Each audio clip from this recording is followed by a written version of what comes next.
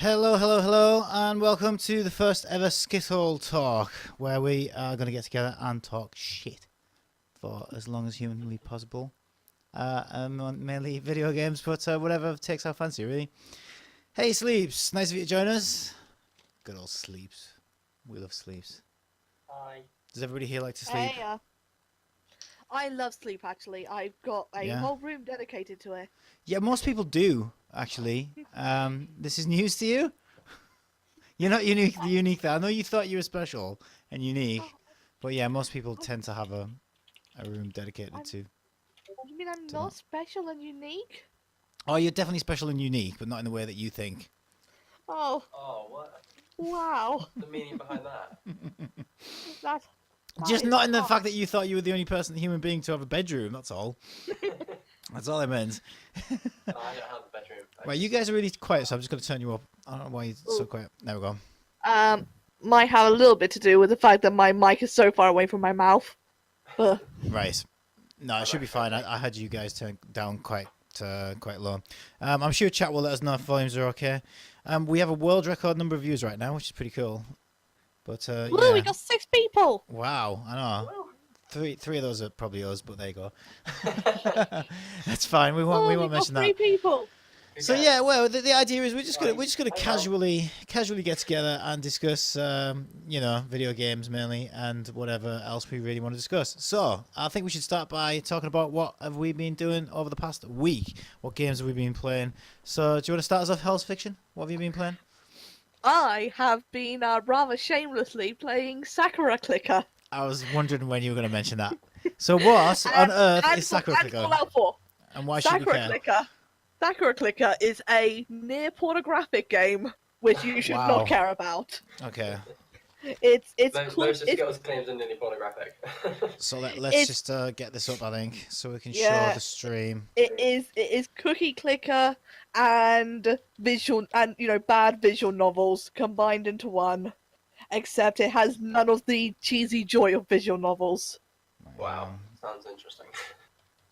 So can you explain? So for somebody who's never played a clicker game, can you explain what on earth a clicker game actually is? Because I've heard such things about these, and I'm like, I don't quite understand the concept of a clicker game. What is a clicker game? How does it work? So you know how the whole thing in MMORPGs is that you grind to get armor and weapons that make it easier to grind to make it easier to get armor and weapons. Mm-hmm. Yeah. It is basically That's not taking Sakura Clicker. Sorry. taking that one part of MMORPGs and putting it into a game. And so it is basically you click it and that gives you money to buy stuff that clicks it for you, to give you more money to buy more stuff that clicks it for you. So what do you click? I don't understand. What do you click? You click the girl. You click the girl, Skittle. Oh, why? Oh, I see what you mean. Why? Oh, hang on. Yeah, the faces. What's going on here? Right, Yeah, hang on. my face is gone in the video. That's not necessarily a bad thing, though, is it? Excuse me. I think I'm personally look very beautiful. Yeah. Why has that happened? I was. Oh, hang on. I know why that's happened. I mean, you're still there. Right. Yeah, I'm in the very wrong beautiful, one. There we go. very That's the one I meant to show. There we go. That makes more sense. So Oh, basically, hey. the more you click, it's like cookie cutter. Cookie. So what are you clicking on? Yeah, You're exactly. clicking on boobs and girls and things, and it gives you money. I mean, what do you do with the money? You can buy power-ups and things. Yeah, you buy stuff which then clicks it for you, so you can then turn off the game and get on with your life, and it's still clicking. It's still clicking. So You don't even have to play the game then. The game No, plays you don't. itself. I So have it's like a counter. see how many hours I have sunk into this stupid wreck of a game. What, have you sunk into it or left it to run by itself? No, this is the amount of hours I've actually had it up. Okay? So, admittedly, some of those hours are with me playing Fallout 4 as well, okay. and it's just in the background. But in total, I've had this stupid game up and running over the last week for 32 hours. So it's a bit like mining Bitcoin. It's like that you leave it running in the hope that it's going to make you rich in obviously its own currency. Yeah, with none of the real life None benefits. of the real life benefits. Yeah. So that's basically it. Rewards you for wasting your time with it. Basically, the more time you let it run for, the more it rewards you. It is trash. Don't get involved in clicker Wow. games. I've got a very obsessive personality. That's the reason why I've never, drunk alcohol or done drugs or anything, because I'm like, Right. I know I will get hooked on it in an instant. Right. You claim instead, you have an get- addictive personality, Yeah, and it feeds that part of your desires. Do you think? yeah. That's fair enough. As long as you enjoy, are you enjoying it though? Would you say you're enjoying it? I'm not. I hate it. See, It's basically the how exact much? same How thing much as did you cooking. pay for it? Well, how much is it? Just different graphics. That's good. That's the good thing. It's free. Okay, I didn't pay Why- anything for it. Why did You I can- close the window? I don't understand. What am I doing? Oh my god. Right, Yeah, this makes you can- perfect. Okay. you can buy stuff. You can buy outfits and stuff. But I haven't done that. You Okay. buy it with the money that you Okay, earn in you game though, sure? rather than real world No, money. no. Real You world buy money. outfits with real world Oh money. my god. Okay. How much is the actual So- game? Oh, it's free to play. Oh well, that's Yeah. why, because it's a free to play. So they're Yeah. making all their money on microtransactions, Yeah, basically. exactly. So is there an end game to it? So am I right in No. thinking, judging You by just keep judging going by the forever and ever, animation, and then you have the more millions you? and millions of clicks. Sorry, what were you saying, James? You get millions and millions of clicks at the end of it. That's it. Why Yeah. again am I showing the wrong one? Yeah. So it's basically the same thing as cookie clicker. Exactly. It is Just exactly different like Cookie graphics. Clicker. Well, I don't really know what Cookie Clicker is, you see, because I've never come across a clicker game before. Basically a game where you've got a cookie in the screen and you want to get as many cookies as you can because cookies are amazing. So Cookies are keep amazing, clicking I and you agree. keep clicking and it just gets mesmerizing and it just takes over your entire life. Finally, we agree on Before you know it- something, Jam. We finally agree Yeah, on I know, something. right? And before you know it, you Cookies just are amazing. can't click fast enough to eat all of the cookies, and so you let the computer do it for you, and you just constantly click and click and click and click until you can no longer click anymore. I feel like I've Thank been you, missing that's out all fine. my life on clicker games. I'm gonna have to. Okay, so there's something for me to do in the future. I'm gonna explore clicker games just to find out what. I still don't fully understand the concept, so I need Pretty to good, figure this gotta say. bizarre monster. It's really out. something you won't be able to understand until you've started playing it. Yeah. And Fallout 4, you said, is this your first time with Fallout 4? Oh no, Fallout. I mean, Bethesda games in general, Fallout, mainly Fallout 4 and Skyrim, are like my two loves of gaming. I will Really? always come back. I mean, Fallout New Vegas originally. I know how you feel about open world games. I know how not you feel open world about games, it. just Bethesda games in particular. I haven't played. To be fair, I've not played New Vegas, and I hear good things about it. I should probably check it out. I've played Skyrim, and I was like, "What the hell is this? It doesn't. There's nothing. It doesn't make sense." Fallout 4, I've got it, and I've barely spent more than 20 minutes just sort of Yeah, the wandering same around with because I got that Fallout 4, yeah. same feeling of like, where am I supposed to go? What am I supposed to be doing? Like, Yeah, I was a bit lost. yeah, I think so. That's what some people like about those games is the lack of direction, the lack of like sort of focus, and just sort of plunked into the world, off you go. The thing is, they very much are about exploring a world rather than characters or story. So different games will offer different things to their players, and what Bethesda games do is they say, here's a sandbox, here's a world for you to explore, and that's what Fallout 4 especially is. It's like, here's an post-apocalypse world, get lost in it. And I'm like, okay, but I feel like when I was a kid and I used to just run rampant in Grand Theft Auto and just cause a load of trouble, but not actually make any real progress. And I must be getting old, because now that I'm an old man, I'm like, I need to feel like I'm making some progress in life. Otherwise, I need rules and order. Yes, I need rules and order. Exactly, I need rules and order, and tell me what to do. Oh, Sleepy, very quickly. Sleepy says New Very Vegas is the best, by the way. I will check that Hello, out. Showboy. I see you, Showboy, right there. I see him. Sure, boy. Yeah, we got Showboy in the comments. Oh yeah, sure. Oh my god, I totally. For some reason, he became invisible. in my. Oh no! I don't know what it was. It's something to do with the way my brain works. I could see Sleepy. I didn't even see Showboy in there. Yeah, hi Showboy. Sorry. Sorry. What were you saying about No, you were saying about. I was slating Bethesda because that's what I love to do all Yeah. day. Yeah, I will slate Bethesda all day long. Okay, what have you been playing, Jam? Mainly 3 different games. I've been playing Dauntless with you. Yes, we have played that. What do you think Started about playing Dauntless? GTA 5 for the first time. and been getting a lot back into the Division recently, like the last couple of weeks. Interesting. Yeah, I played the Division for the first time, so we can talk about the Division. Yeah. Should we? Well, we'll end with the Division, and then that'll segue into what I've been playing. Yeah. So tell me start about. Well, we also both played Dauntless, didn't we? So do you want to start with Yeah. Grand Theft Auto? Is this your first time with Yeah. GTA? Did you say? Well, yeah, I never liked to play Grand Theft Auto ever because of the torture scenes and stuff that were in My it. I thought that camera's was, frozen. I think. That was just mine. Oh, mine. Oh, that's interesting.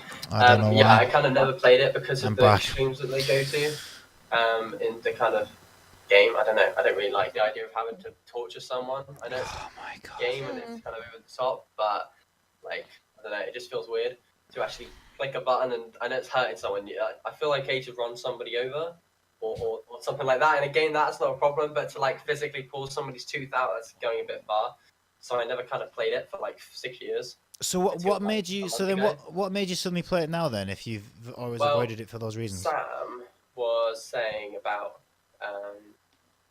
basically there's a multiplayer that you didn't have to do the story mode to play multiplayer, and he was saying about how amazing it was, how fun it was, and how many hours he played in it. It is So, amazing. It I is kind of great. just I was just like, right, okay, it was on sale at the time for £22. I was just like, right, I'm not going to lose anything by picking it up.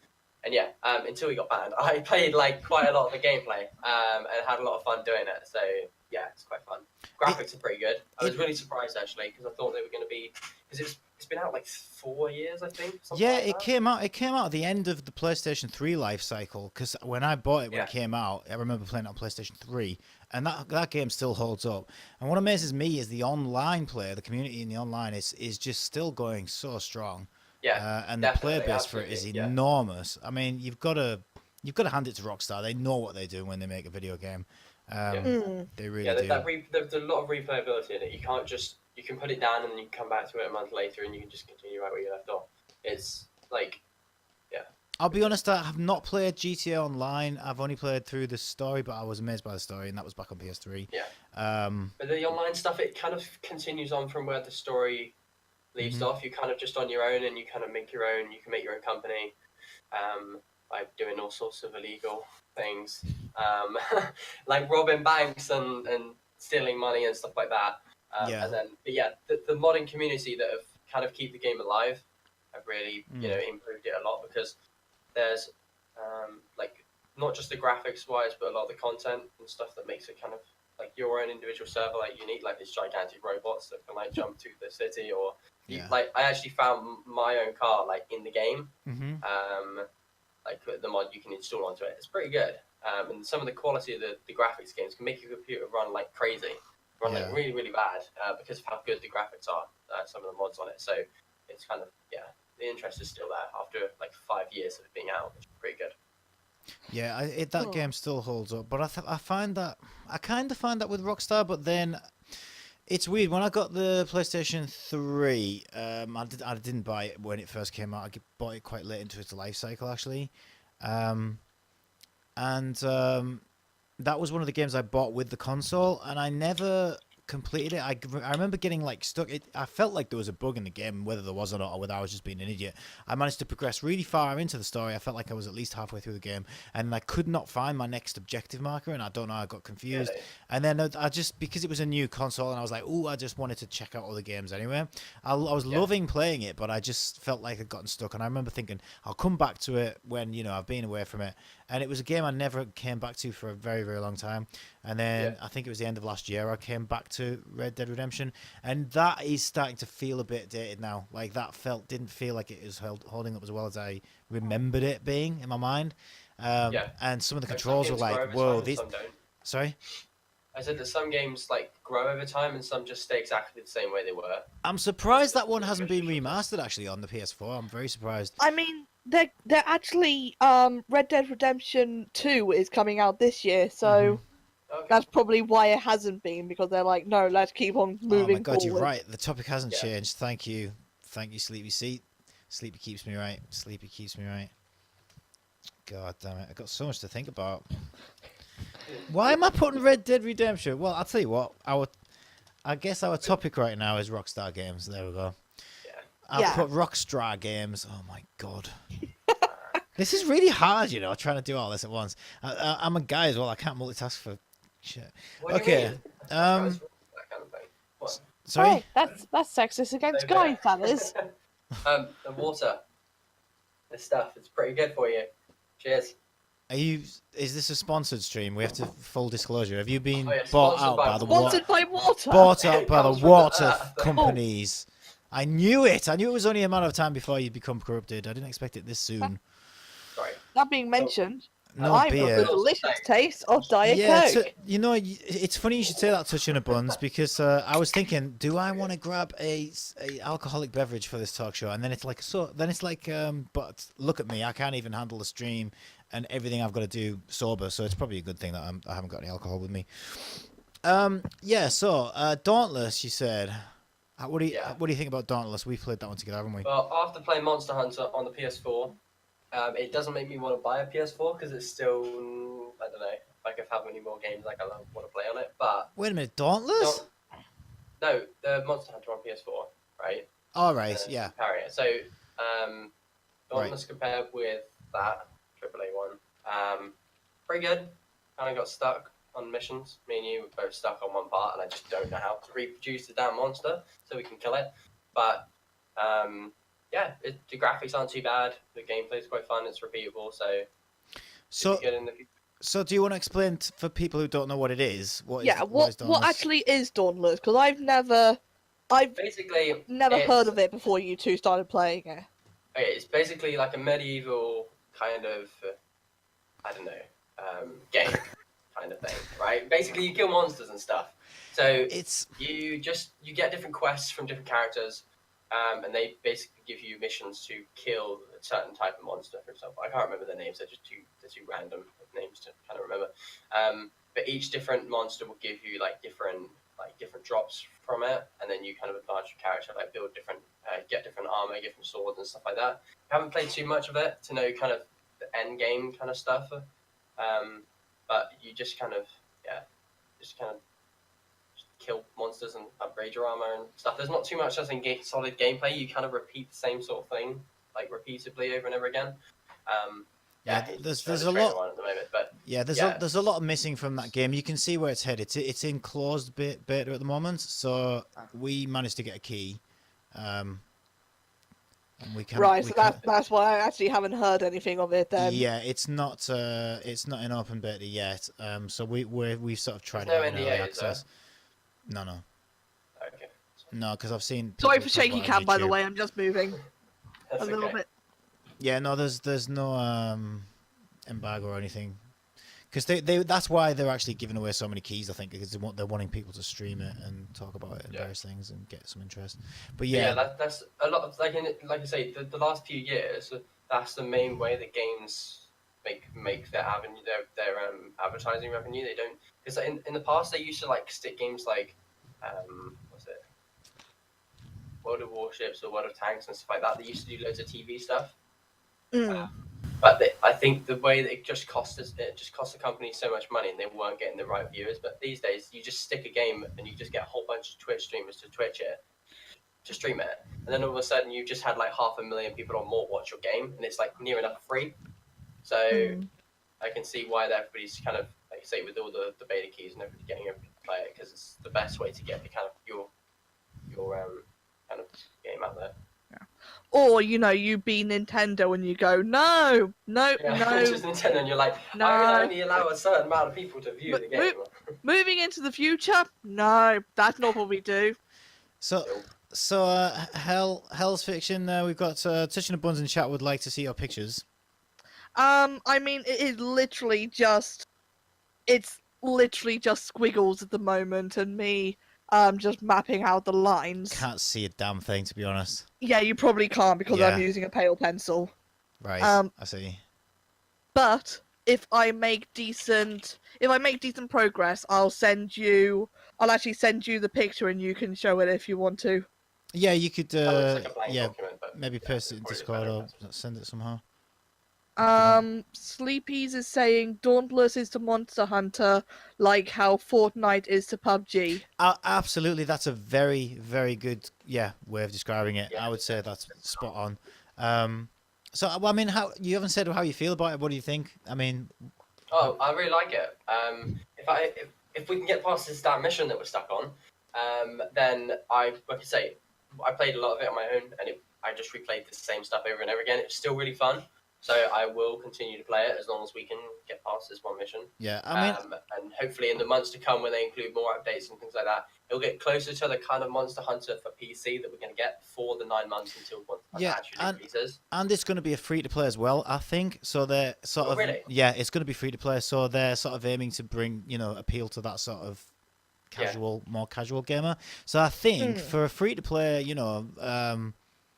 I hope they vary it a little bit from Monster Hunter. 'Cause it's never going to be the Monster Hunter because Monster No, Hunter has absolutely just not. been Monster in Hunter's been development for produced so long. so It's much longer. that game is so, nothing compares to it. Nobody's Yeah. going to be able to compete with that. But it's an interesting sort of casual version of a Monster Hunter, which is what I think they're going for. And I'm surprised by how much I enjoyed it, to be honest. I have to admit, I was a bit like at first, and then yeah, there's something kind of addictive in the same way that Monster Hunter has you thinking one more, one more, one more. I think it's got that same appeal to it where you can just Yeah, sort of I like would agree. you could log on and say, oh, I'll just fight a couple of monsters, and then 6 hours later you're like, wow, where did the day go? That was good. So yeah, good luck to them. I hope it works out. I think I think we 'cause need I think more yeah, games these like that. types of games. Yeah, sorry, yeah. I think these types of games where you are doing one mission for between 10 to 30 minutes, Hmm. I don't know, it's not the type of game I thought I'd ever get into because I feel like the grind was too much. But then, it's like you said in Monster Hunter, when you actually finally kill the monster, Yeah, you've and got such a you've taken feeling 20 of or 30 minutes, achievement. it feels really good. Yeah. You feel really satisfied. You're like, right, that was actually 30 minutes well spent. Yeah. Although you probably wouldn't have actually achieved much. Yeah. It's good fun. I Well, think that's the main appeal with that. essentially it is just a giant Skinner box. It's all just about the grind for better armor, and it's just a never-ending grind for more. Yeah. It's a bit of a looter in that sense. So there isn't really that much of an objective. It is a bit of a trap. You know what I mean? It's like they keep you playing. But what's weird about that is normally they use those elements in like RPGs and stuff to keep you playing past the point of enjoyment, where you would have stopped playing normally. You keep playing because you want the next armor set, or you've got to reach this level so you can unlock this and then get that, and then it's always the next thing and the next thing and the next thing. But with Monster Hunter, it's still fun. Even when you've completed it, even once you've done everything and you've completed the main story, like Which you there's have. yeah, which I have. I still keep going back to it because it's just fun. It's constantly fun. It's also infuriating as well when you feel like, oh my god, I just got flattened, and like, why? And oh, it's so unfair. Why is this so hard? Yeah, when you And waste 5 why minutes can't of I get that armor piece that I needed? And oh my god, I just spent 40 minutes killing him for nothing, and I wanted that one drop. And it's like, it's a love-hate relationship, like all things that are worthwhile, I guess. But it's it's such a great game. I would say Monster Hunter is such a surprise to me that it was such a surprise of a good game, because like you said, I didn't think it'd be my kind of game. That was the same with me. I was a bit like, is this really my game? I like the demo, but is it really my kind of game? And I'm amazed by it. It's taught me that there was a type to that type of game, that I needed something like that, and that it was something. I mean, from what you've described of it, it actually sounds like far more my type of game than your type of game. Probably. Yeah, just Yeah. that sort of. I think you really like it. I mean, I think everybody who's played it thinks it's amazing. You know what I mean? I don't think I haven't heard anybody say anything bad about it. It's so good. You just got to play it. But yeah, I mean, I think wow, for so early in the year, for me, I would have said game of the year for last year was Persona 5, and the game of the year before that would have been I would have given to Nier Automata. And this year so far, I'm thinking, wow, at the end of the year, if this game is going to take some beating, like if something comes along to be a better game than Monster Hunter World, it's going to take one hell of a game to beat that game as the game of the year for me. So yeah, I know we've got a lot of months left in the year, but in the next 9 months, it's going to take quite a game to like knock Monster Hunter World off my game of the year list. So, yeah, the other devs have got the work cut out for them there for me. I totally agree with what you're saying. Yeah. And what was your final game again? The Division. The Division, right? Yeah. Let me, I've been playing quite a lot of it the last month and a bit. Yeah. It kind of went dead for a very long time. The same with everybody who's actually played the Division. They play it for 60 hours or something like that, and then they just just completely stop playing it for months and months and months and months and months, and you just wait until there's more updates out. The grind is still there. The reason people stopped liking it was because the story was just the worst, and like the missions were just repeating themselves over and over again. But what I've been kind of learning is that the area called the Dark Zone, which is within in New York. I've never been. I haven't done that yet, but I know what it is. Yeah. Yeah, it's basically an area where when you're outside of the Dark Zone, you're just PvE, so you're player versus AI, right? And you're just doing different missions and killing different groups of people. The moment you go into the Dark Zone, you're PvP. So there's PvPvE, I guess you want to call it. So there's player versus player. You can kind of team up, or you can just kill each other. And then if you do team up, you can take on a lot of the bosses that are in there. But they're so random a lot of the time, and they do scale depending on the gear that you've got on. So it's like you were saying about the Monster Hunter, like the endless grind to get better stuff. It's the same sort of thing. But like every time because the thing that they've added over the updates, the reason why we've gone back to it essentially is because they've added so many more gear sets. So when you're saying about like the things the more gear you can upgrade to, every piece of gear is not just like one level up from what you had before. They're completely different play styles. So one piece of armor might have loads more health and less damage, whereas one might have better skill, like skill level versus like health level. It just kind of varies completely on how you play, because you're going to be playing more defensively or offensively depending on the stuff you've got on, and you can change it really, really quickly. And it just makes it more interesting. But, yeah, the graphics are still top notch, which is always helpful. They are quite good graphics. Yeah, I'm not sure how I feel about it yet because I haven't played enough of it yet. I've only played the first few missions, so I think I spent a couple of hours in it, I would say. Yeah, but you'll find the stories get really old really fast because they're basically the same. Once you've done one mission, then although the environments changes slightly, like the mood changes slightly, the enemies are basically the same. Stories just like it doesn't really go anywhere. There's no end game, and you like when you complete all the missions. Normally, like you're like, yeah, I just completed all the missions, and now I've got something out of it. You haven't. You just that's it. The game just you just complete the missions, and then you can continue playing the game. That doesn't change the world that you're in. Okay, you unlock more skills and stuff like that, but the actual environment that you're in doesn't really change. Like a lot of games, when you complete the final mission, you like unlock new areas, stuff like that. But the game just plays exactly the same. Like whether you complete the missions or whether you jump straight to the Dark Zone, it just doesn't affect it at all. You just level up slightly faster. That was the main criticism of the game, was just that the story just sucked. Yeah, well, they had a lot of issues with balancing at first. So initially, the developer said it's actually a role-play game rather than a shooter. Like, it's actually an RPG. And it was like, what? And then it started to make sense when you saw how they put RPG sort of progression into it and leveling and stuff. But then they had massive balancing issues where they were calling like the enemies bullet sponges at one point, where you could just fire and fire and fire into an enemy when you got like so ridiculous, when they get so tough.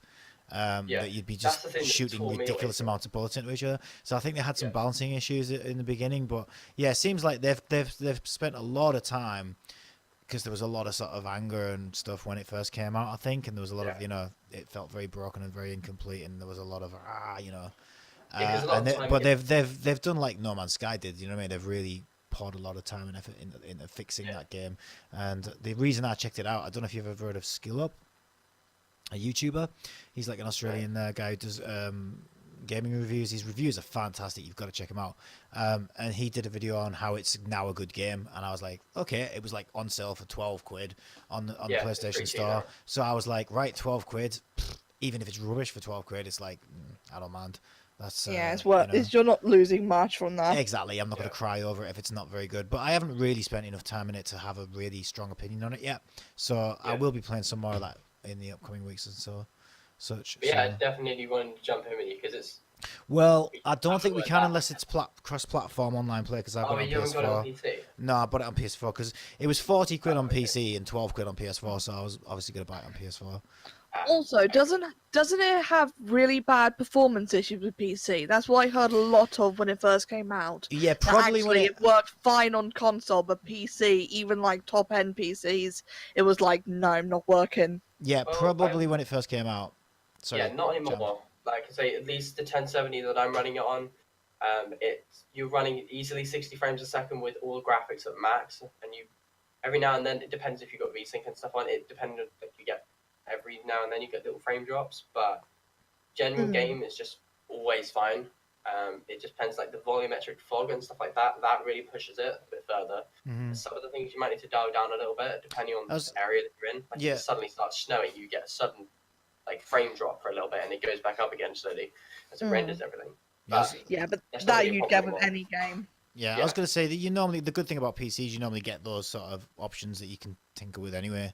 But I know a lot of people are very funny about resolutions and graphical quality, and I mean, I'm fine. The only reason, I mean, I'll be honest, I did buy a PlayStation 4 Pro recently because Monster Hunter World was lagging a little bit in frame rate, and it's such a great game. I was just like, I want that frame rate. I want that, like, and I was like, well, if anybody should have a slightly better performing PS4, it should be me, because I spend my life on the damn thing. So, you know what I mean? If anyone's going to benefit from having a faster PS4 Pro, even without a 4K TV, I guess it's somebody like me who spends their life on the damn thing. So, yeah, I saw one reasonably priced, and I was like, yeah, I'm going to get one. And I'm glad I did. And now I've got one in the bedroom for when I want to play in bed. So that's, it's ideal.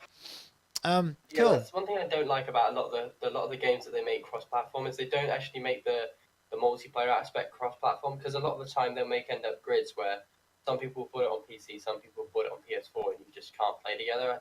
I really don't like that. I think it's like, I can't see the actual game itself is it's identical. It's not like some games where they make the game slightly different to run on a PC versus like PS4. Obviously, they die down the graphics slightly to kind of run on the lower end like PS4s and stuff, but the actual gameplay is exactly the same, so I can't see how they can't implement a lot of the cross-platform stuff to play multiplayer, because the game is basically identical. Well, a lot of the reason why is Sony. Sony have been very reluctant to let, especially Xbox online gamers, mingle with their precious PS4 online gamers. Really? Yeah, but you can sort of understand why. So, I mean, first of all, Japan are very xenophobic, so you've got that. You've got the cultural thing in there. Secondly, there was a lot of sort of, there's a lot, if you look about like toxicity in online gaming, it tends to be worse on the Xbox platform than it is on the PlayStation platform.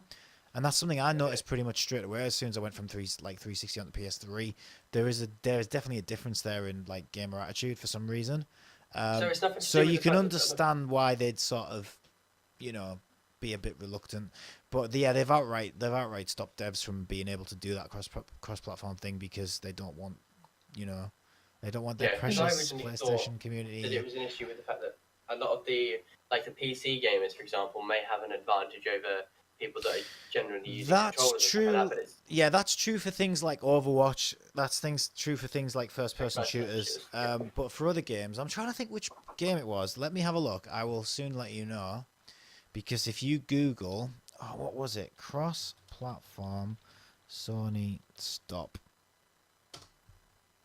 Which game was it? That is interesting that the Xbox community is generally more abusive. Yeah, I think it was Rocket League that were really pushing for it, and at the last minute Sony backed out and said no. Yeah, it was Rocket League. It was Rocket League. Okay. Yeah. So Rocket League were really pushing for that cross-platform. Sorry, hell, I actually. No, go on. Yeah, so I remember hearing about that back when Rocket League first came out, and there was a lot of, I mean, yeah, there's some of this is a little, I'm speculating really on the reasons why. When Sony were officially asked, what did they say? They did say something like that. What was Sony's comment? Let me Google that as well. Sorry, what were you saying there, Hell, while I Google it? No, I was just saying that it is interesting that the Xbox community does seem to be more... Because, I mean, as someone who has played both Xbox 360 and now PS4, I actually have noticed that is the case. Yeah, I agree. A lot more toxicity. Toxicity? Yeah. That's the word. Yeah. Yeah. And I mean, don't get me wrong, there are fantastic players in Xbox and there are cruddy players in PS4, in PS in general. And, that's the same with anything, but... Yeah. What are you doing, Jamster? I was just commenting, she's just like, there are bad players on PC. I'm like, what? They're flying I in was like, it what the super hell fast, is right? he doing? Look, and they're at it again. Fortnite PS4 versus Xbox One crossplay. Fortnite's pushing for it, and again, Sony have backed down and said no. We've worked closely with Yeah, Nintendo to allow Sony. cross-platform.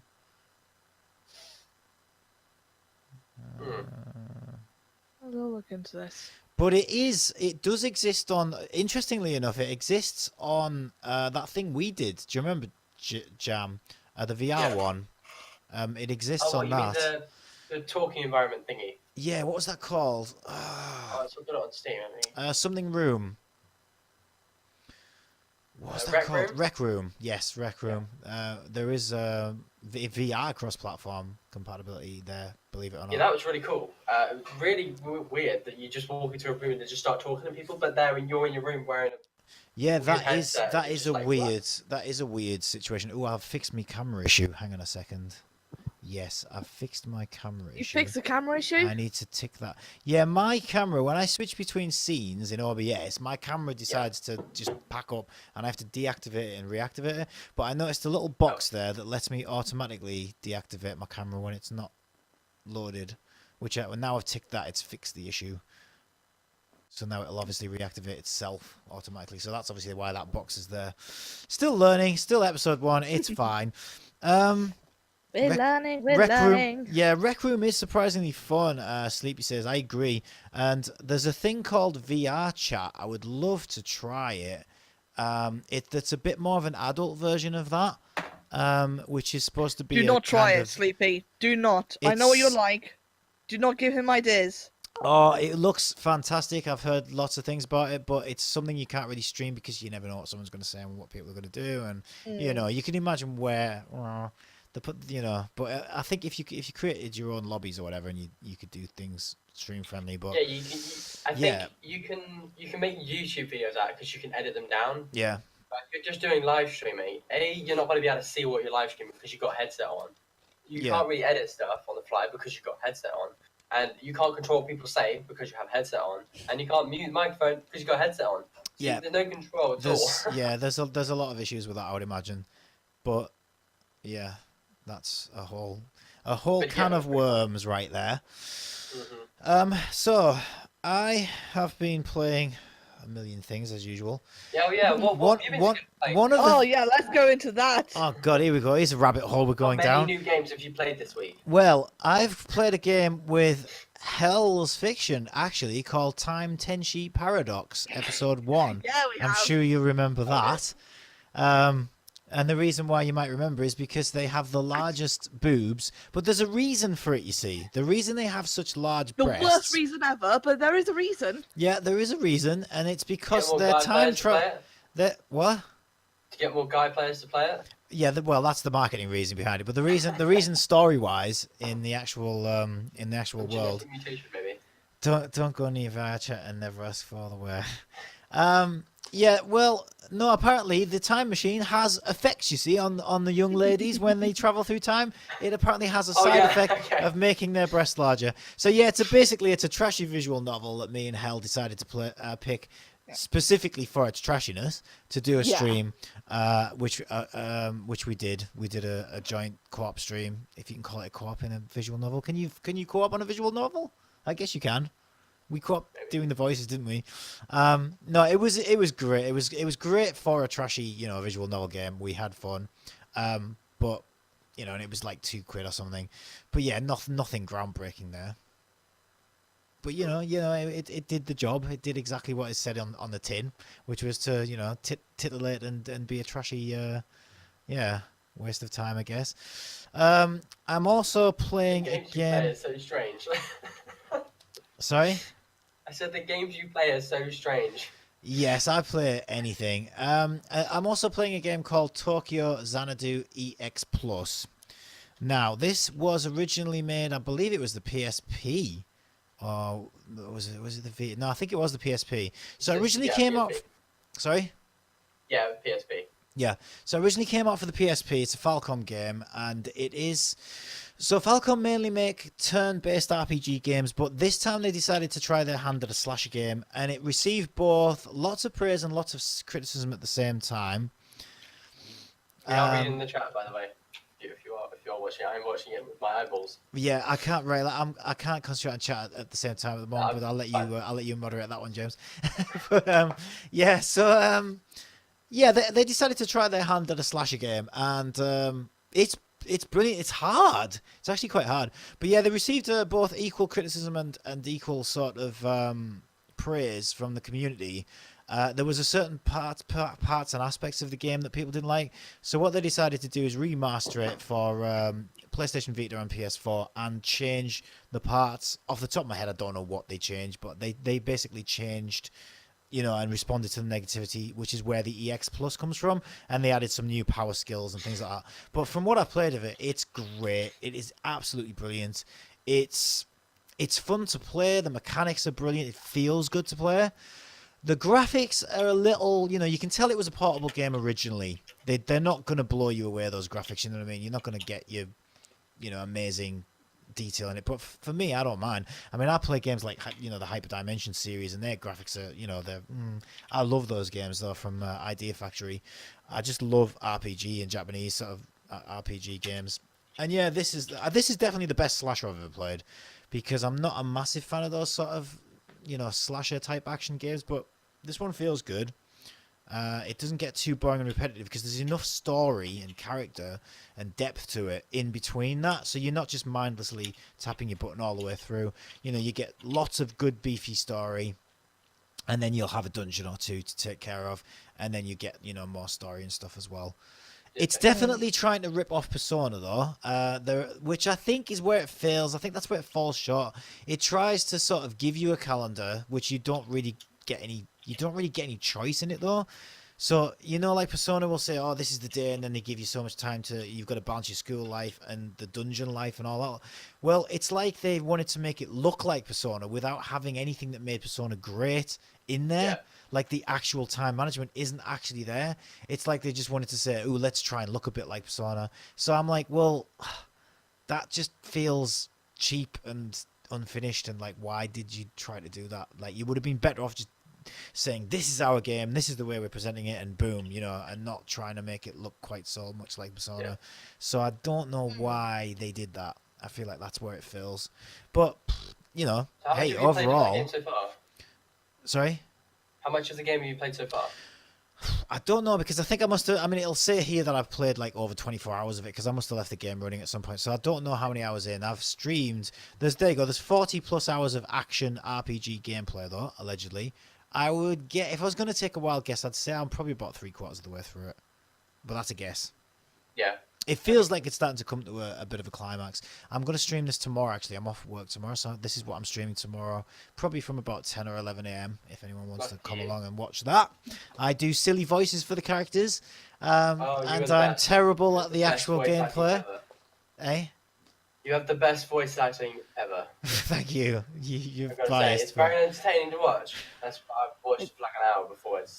It is very entertaining watching you go slowly scouse for every character. Oh my god, yeah. More and more scouse. I can't keep a character. Well, I'll get there eventually. But yeah, it's harder than it looks. Is there anything else I've played? I'm trying to think. What do you mean? You played loads of stuff. I mean, I played Dauntless with you, but we've covered Dauntless. You showed me the other day, that one where you like try and use that little robot to like shoot stuff, and then you get the clothes and stuff. Whatever that one's called. I forgot what that one's called. The robot? What? Robot? Yeah, the one where you like the clothes and stuff. Yeah, you like shoot. Wait, let me bring it up on. I can't describe it. Oh yeah, that wasn't. This wasn't the last week though. I mean. If we go back, we can talk about millions of games I played. I'm only talking about what I played last week. Yeah, that goes back to... That's before last week, that one. Okay. Yeah. But yeah, yeah, I'm not really bothered about mentioning that one. So, yeah, I would say that's about it, really.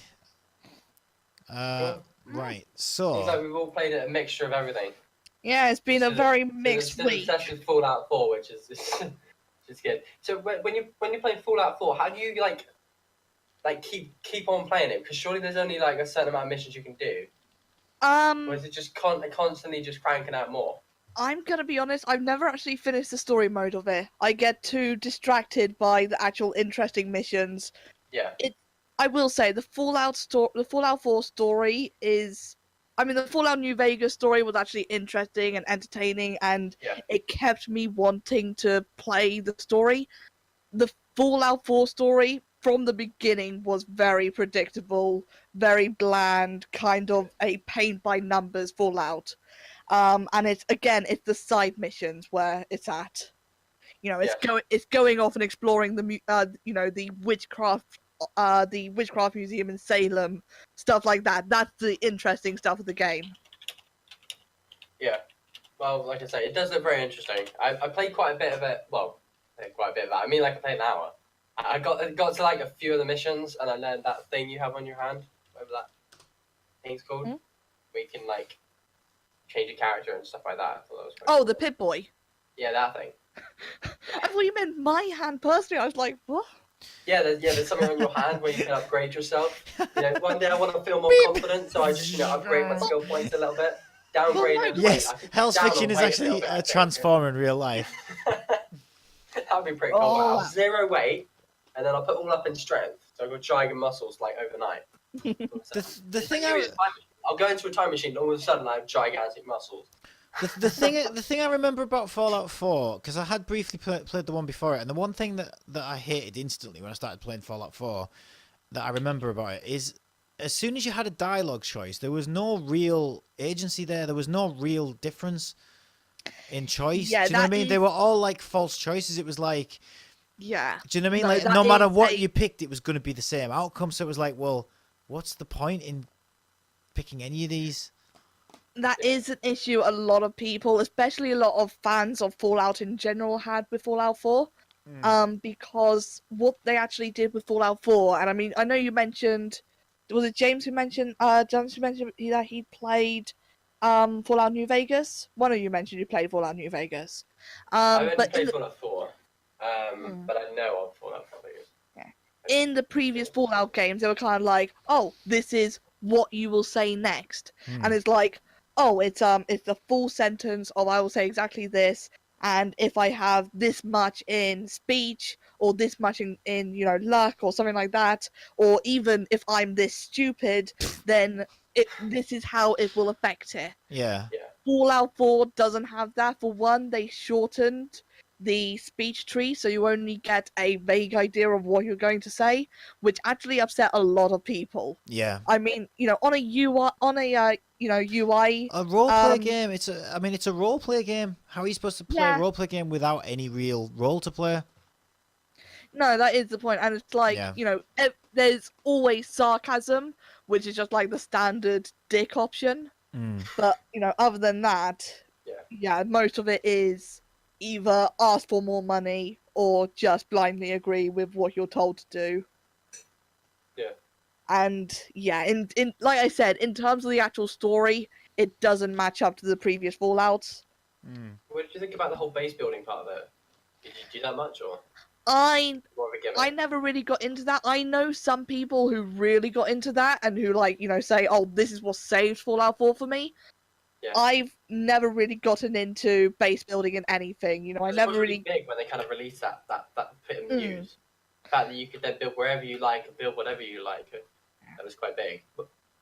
I remember watching the release when they released it live, like all the main demonstration of it, and they got everybody to download the apps on their phone, like in live demonstration.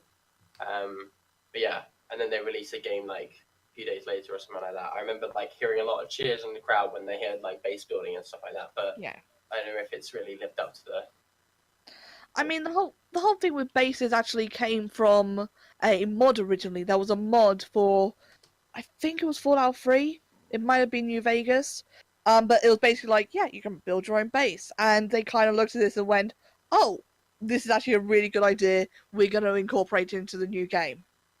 Yeah. Well, the thing I remember about the base building as well in that game is there was no tutorial on it at all. And you were just sort of thrown, it was just kind of thrown in there with no explanation. And I was like, well, I don't understand how this works. And I tried to find YouTube videos on it. And I think a friend had come around and sort of half showed me how to do it. And I was like, well, thanks for nothing, Bethesda. Thanks for explaining the mechanics to me. So yeah, you wonder why I don't get along with Bethesda games. I think I found my phone. You found your phone. Oh, that's good. Yeah. There it is. Well done. I mean, what, like an hour after I lost it, I found it? Were you sitting on it? Oh, I wasn't sitting on it, no. We've lost. It was underneath the covers. We've lost Jamster. Oh, he's back. Oh. I'm here. Hi. You went. Yeah, you I think my disappeared there for some internet just strange died a reason. little bit. Let me Oh, is that why? quality. On the Twitch stream at the moment, is there a way to lower the quality? Because it's just got auto and 1080p. Is there any way to like? Oh wait, is that one? I don't know. No. I don't know. Oh well, I'm okay now. Hi. Right, I wanted to change the topic slightly and talk about the new Tomb Raider movie because it is video game related. Yeah. Because I don't know. I'm just wondering. I don't know how I feel about it. I definitely want to watch it. It looks amazing. Yeah, definitely.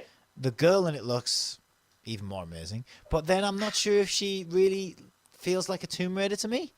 Do you know what I mean? Or is that just me? The trailer up on the screen. Yeah, I've got it now actually, but for some reason it's decided it wanted to not play the first one and autoplay the second one because that's amazing. YouTube hates me. That's YouTube. There we are. Yeah, the trailer looks amazing. It makes me want to watch it even more. So I was wondering if you two guys wanted to maybe go and watch that.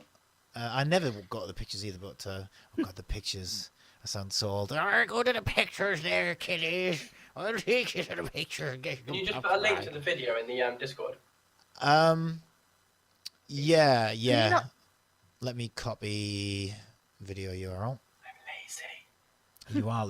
Actually, I can't.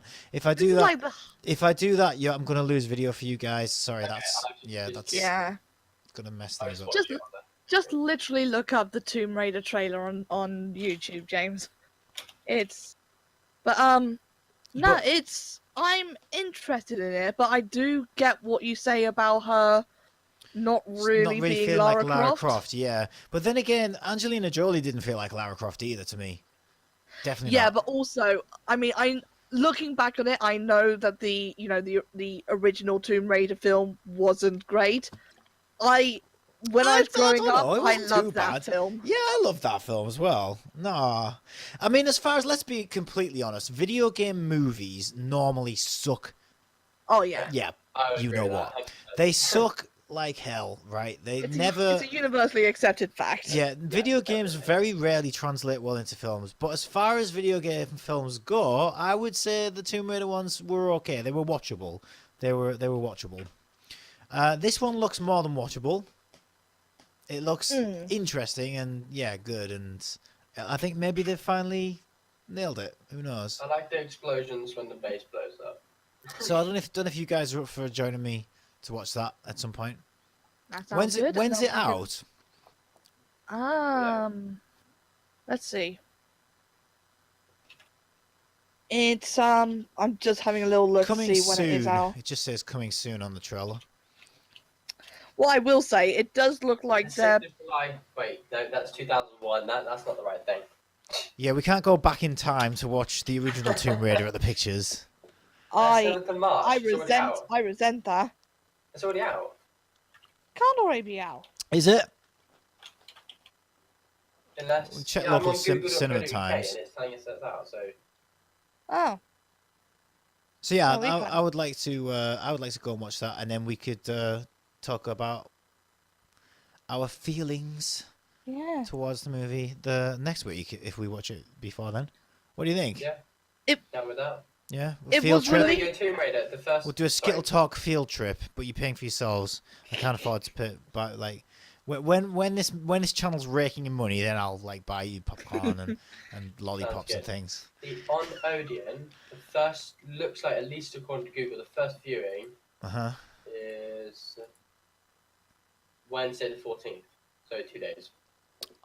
Oh right, so it comes out like it's not out yet. Then it's out Wednesday. That's a 3D version, so I'm not sure. Oh, now I've got to be honest. How do you guys feel about 3D? Because I got to admit, I'd rather just watch it in.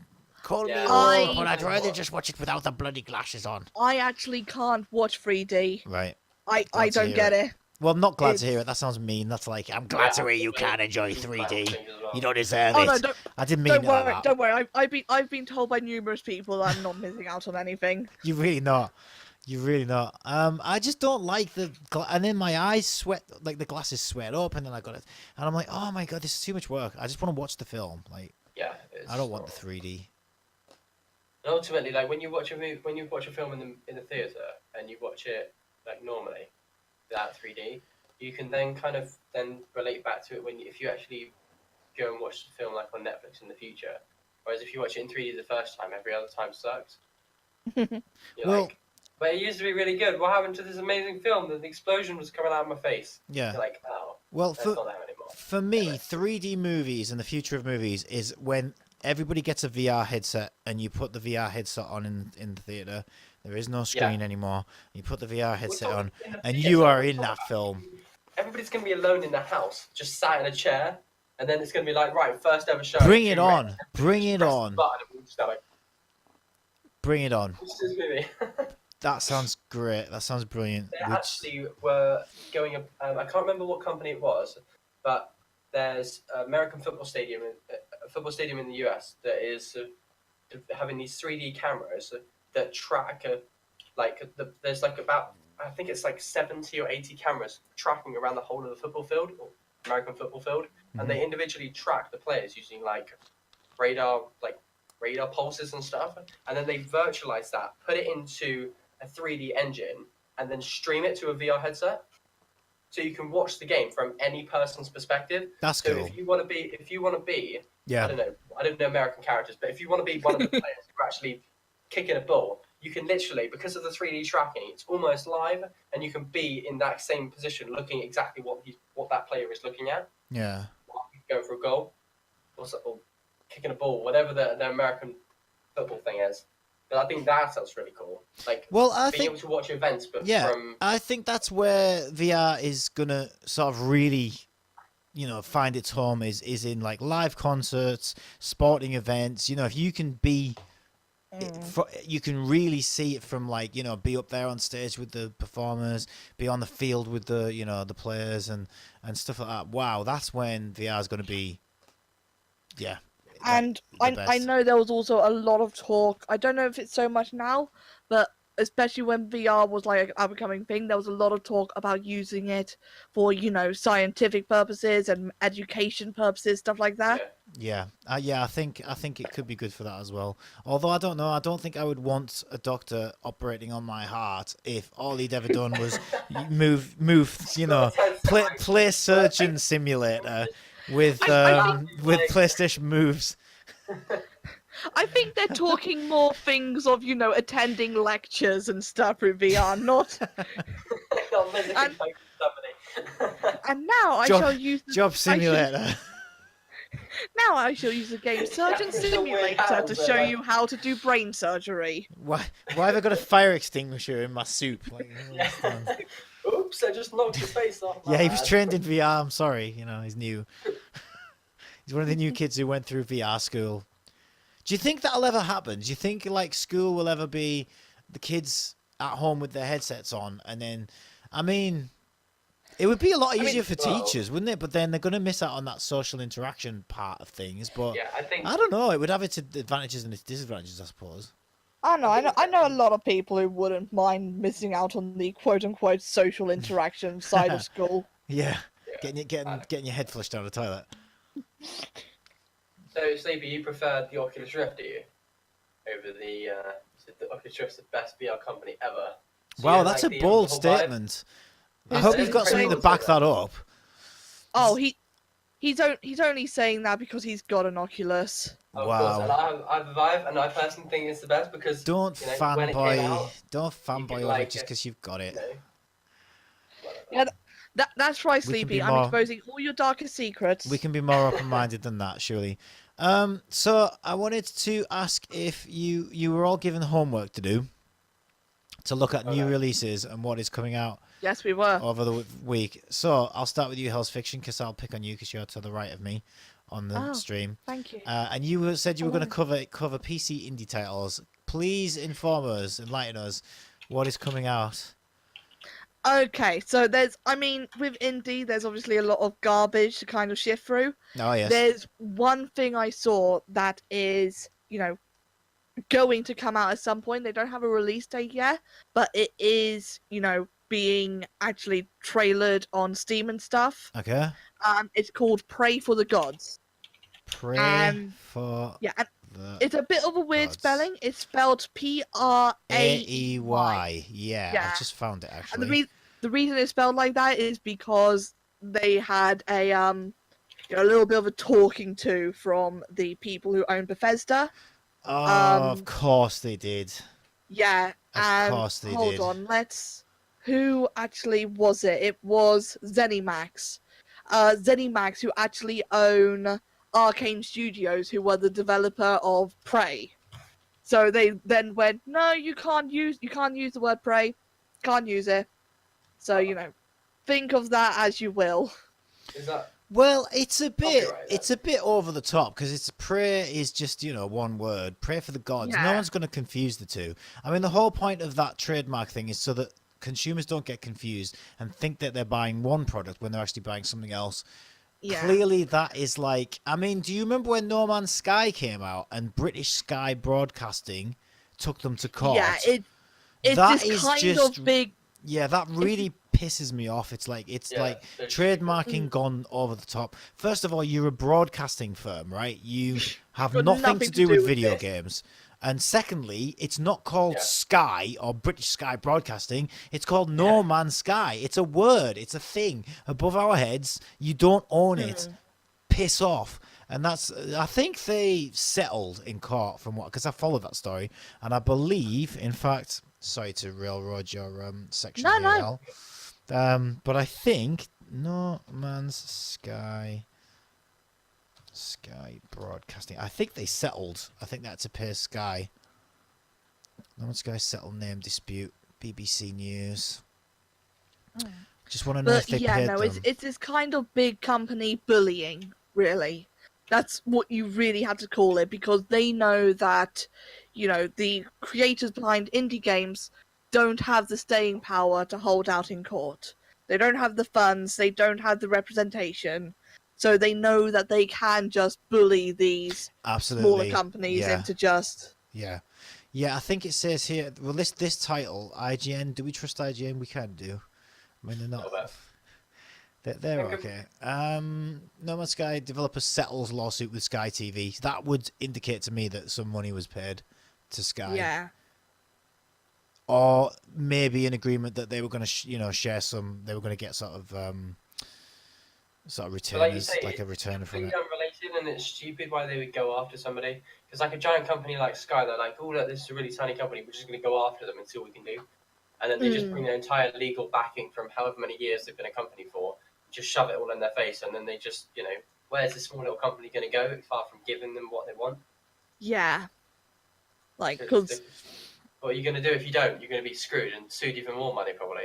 Yeah. This guy will probably ask you for, I don't know numbers, but, a certain amount of money to begin with. There's no point in them just keep saying to you, oh, no, we're going to take you to court because we're in the right. It's best just to pay it straight away and get it over with. Well, it's too expensive. It was too expensive for an indie dev like that. I know they had sort of Sony behind them because they were doing it as a second party deal with Sony, but I don't even think Sony would have wanted to they wouldn't have wanted to waste their time paying lawyers. Nah. You know what I mean? But it's just I so think so Sony- fickle. It's just so fickle. That kind of you got the name Sky in it. Anyway, sorry, you were teaching us about Pray for the Gods. This looks good, by the way. No, it's fine. What type Yeah, of game is it? RPG it says, doesn't it? Yeah, so it's like, it's RPG, it's action, it's survival. Basically, what it is Shadow of the Colossus, but what it looks like is more. So, I mean, obviously everyone loves Shadow of the Colossus. People go mad for Shadow of the Colossus. It was a good game, yeah. Yeah. It's, and, where am I going with this? Oh, yeah.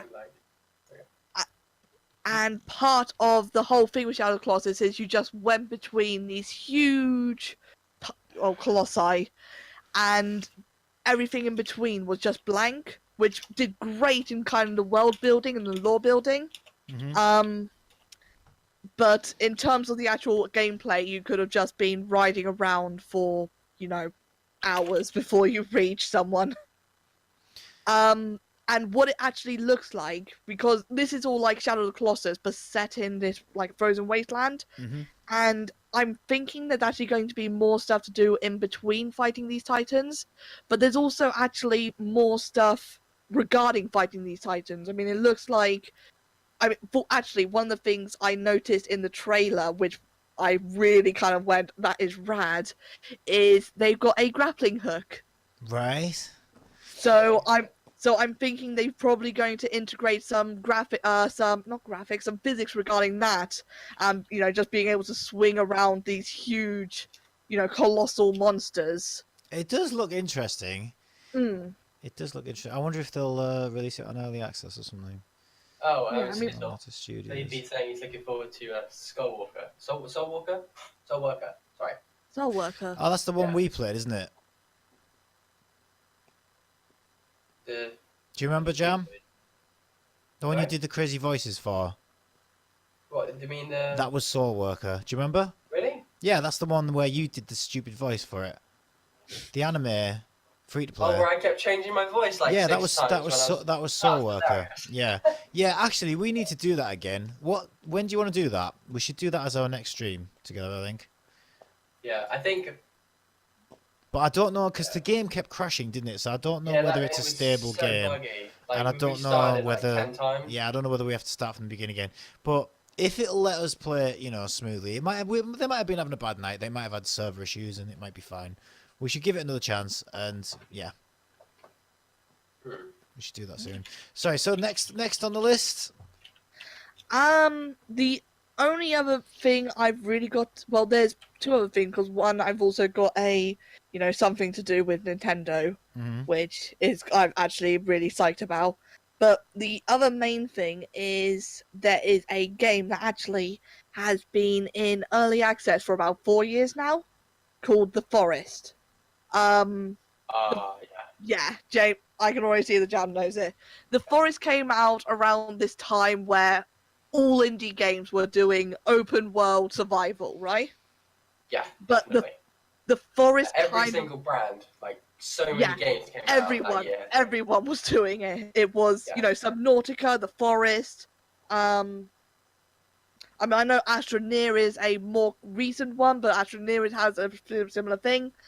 The Forest is finally going to be released in full this Really? April. Yeah, it's finally getting official release. Are they adding like anything like groundbreaking? You can't be. Game-breaking? Are you talking about the one? Could it still say? Is it been The in one early you make access? effigies? Could it still say 30th of May 2014? Do you think? don't know if I'm looking at the right I'm looking one. at the one you're looking at the Twitch, and yeah, that is the right one. Yeah. That might have been yeah, when it went on early access or something, maybe. Yeah, so they're planning on doing a full release of it. Right. This coming April. I'm thinking they probably will be integrating some more stuff into it, before they do push it through. Yeah. But actually, they've been very good at updating it as they go along. So they basically do monthly updates based on what everyone has told them. And really, I think the main thing they're looking to do before the final release is get the last of the bugs out of the way. I don't think they're going to add anything too big before they finally push it, because they don't want to add anything that will break it. Yeah. Yeah, so it's in early access at the moment, I think. This is the one that you sent me a code for, isn't it? Yeah, I sent you a code for this. Yeah. It Yeah, thanks for that.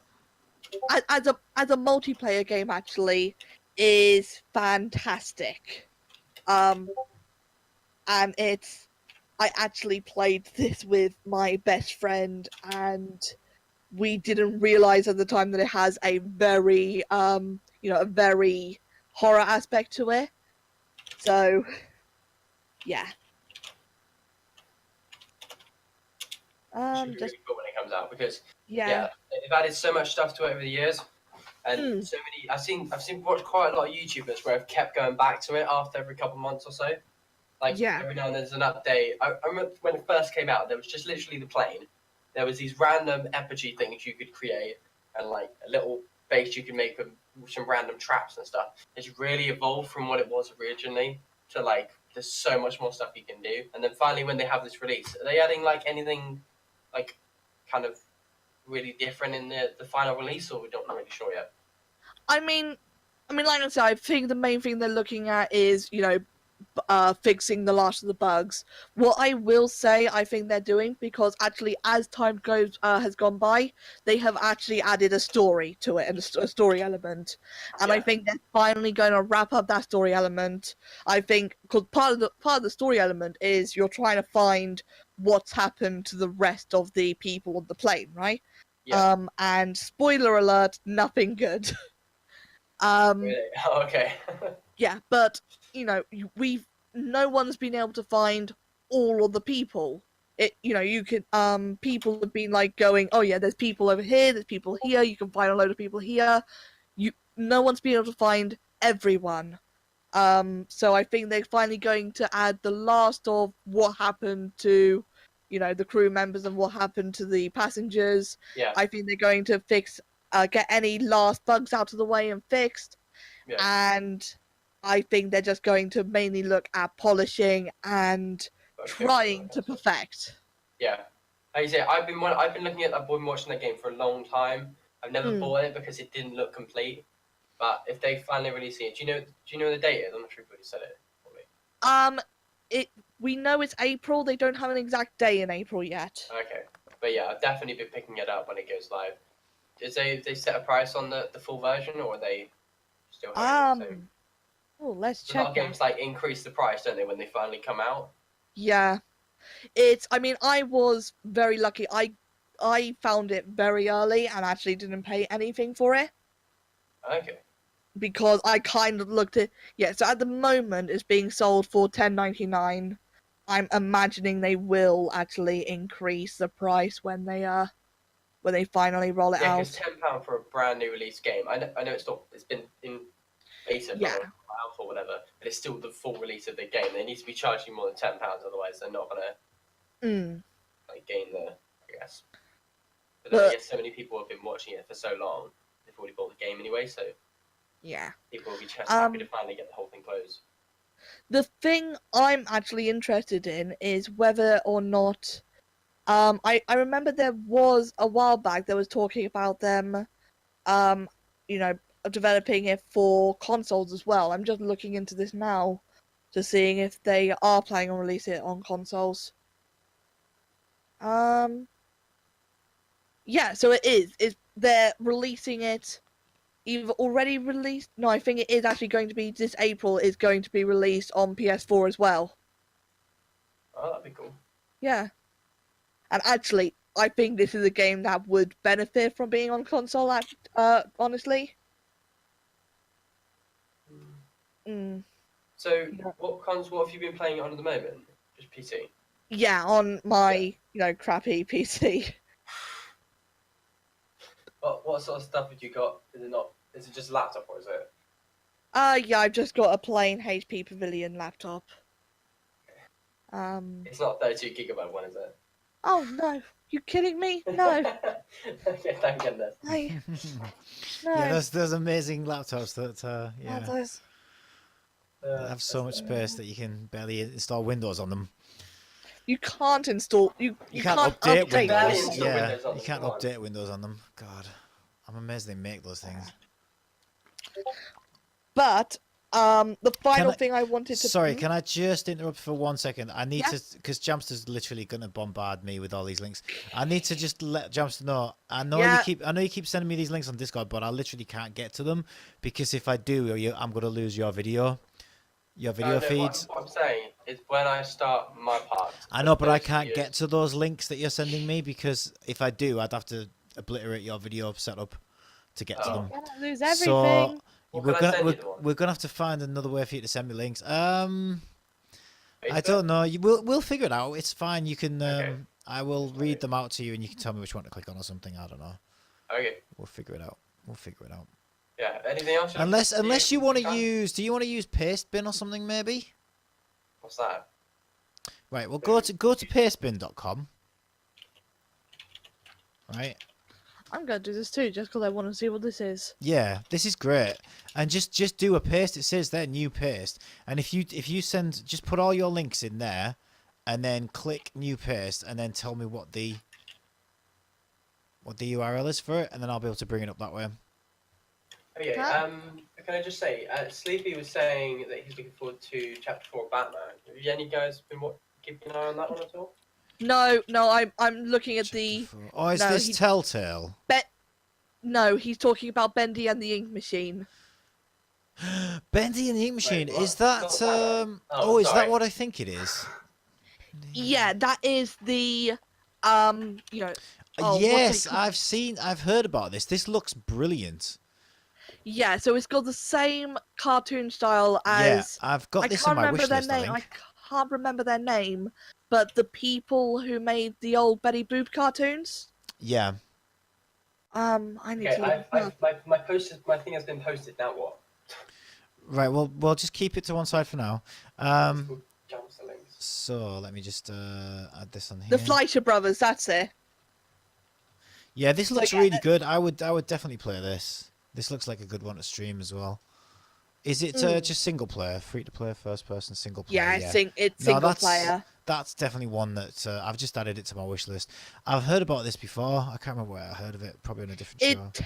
It takes a little while to really get going. start a kick off. Yeah. But No, it looks great actually. yeah, this latest chapter coming is we're hoping it's going to solve a lot of mysteries. It's a very mysterious game. Yeah, it looks so unique in terms of its art style and what it's trying to do and everything. That looks really good. I'm surprised it's not on my wish list before already. Cuphead. Yeah, exactly. Yeah, it looks very good. Yeah, I like that. I like the old school cartoon and the fact that they're putting it in a horror setting. It's just like, is it actually? Does it have any jump scares or anything? Is it actually scary at all?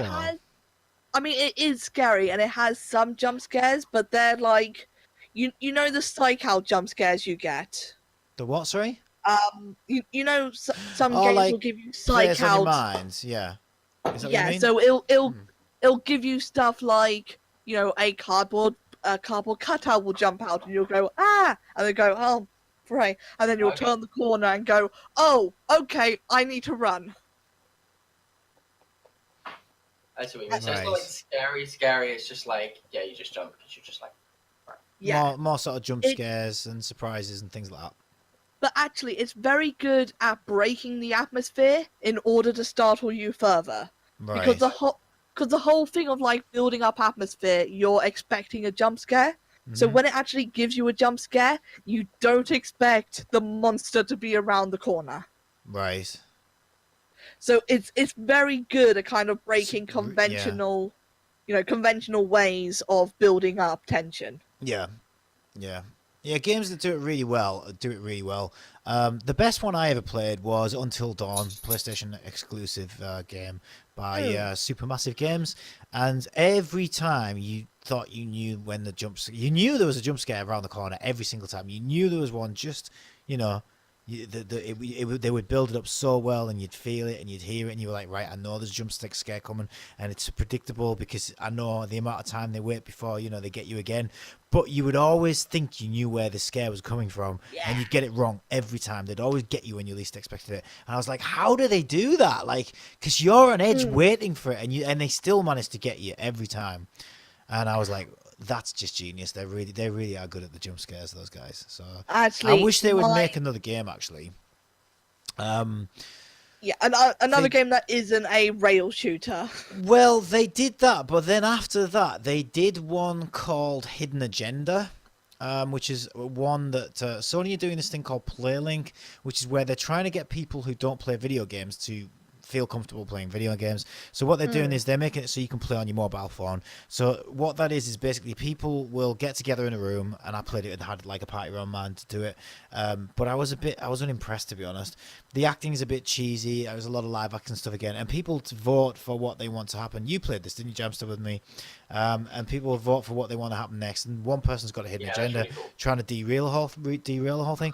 I wasn't impressed. I thought it was a bit cheesy and a bit like compared to, I think because Until Dawn was such a great game, and I played that game 3 times now from start to finish. That's how good it. No, problem is so you try maybe to get, 4 like, times to enjoy a video game at once when they're barely even playing it. That's the difficulty that they had. Yeah, well, I don't know. We'll Because call it a to failed get that- experiment then or something. That's what I mean. I wish they would go back to what they're good at. Like, maybe nobody can pull that off because it's a tall order. Do you know what I mean? To get a bunch of people who aren't into games, you've got to. I mean, first of all, it's hard enough making a game to appeal to core gamers and casual gamers. Yeah. That can't be done. Do you know what I mean? No. We as hardcore gamers will complain about Battlefront and complain all about everything. FIFA and but because we can see through that they're not made for us. They're not made for hardcore gamers. They're made for casuals without a doubt. Same as most of the free to play games. That's what they're aiming for, casual gamers. So that's why it's hard enough to appeal to both of those sort of markets, but to appeal to non-gamers and then the hardcore gamer like us, I don't know. It's probably not possible to do that. But It does sound like they tried to be a little bit ambitious there. yeah, I would say so. I respect what they're trying to do, but I don't know. Give us another Until Dawn. Do you know what I mean? Because that was such a great game, and it was so underrated. It really was underrated, that game. I don't think it gets enough praise. I probably should have changed my title, but I mean, Until Dawn was actually me and my best friend. We were obsessed with it. We would like take apart the characters, take apart their their usefulness in the story. I mean, one of actually the things we were talking about, this is ages back, was Emily, who everyone hates Emily. Yeah. And we were actually talking about the fact that no, she's a character who's designed to be hated because that's part of the challenge. The whole thing is you're trying to make sure all these stupid teenagers survive the night. And if you hate one of the characters, that actually makes it a bit harder. Where you're kind of going, you know what, who cares about Emily? And that's part of the trap. Yeah, she was specifically in there to be hated, and yeah, definitely. She was like the new... Yeah, I don't know. But, I don't know. I just thought it was just so good at its jump scares, and it's just there's something that keeps me coming back to that game. And I mean, I know Quantic Dreams have tried to do games like this, the sort of interactive movie storytelling type game, and they do a reasonably good job. But I don't know. There's something. I don't know what it is. There's something about this one. Maybe it's just because it's horror. Maybe it's the genre of it that works really well. It works really well for that sort of genre. I think that's what it is. I think I've nailed it. I think it's because it's not... See, there's games like Outlast and Resident Evil that I can barely play on my own. They're just too, but this one wasn't that intense, but it was something that I could play on my own as well, but it still had me jumping and, engaged and everything else. I don't know. I just really like the game. I really think that's an underrated game. Because it really was, like, I mean, you mentioned before it was kind of like an interactive movie, and it really was. Even down to the whole setting of it. It was, the whole thing was like a setting out of a cheesy 80s movie. Yeah, no, yeah, exactly. Like I know what you did last summer type thing, wasn't it? It was basically a video game version of I know what you did last summer.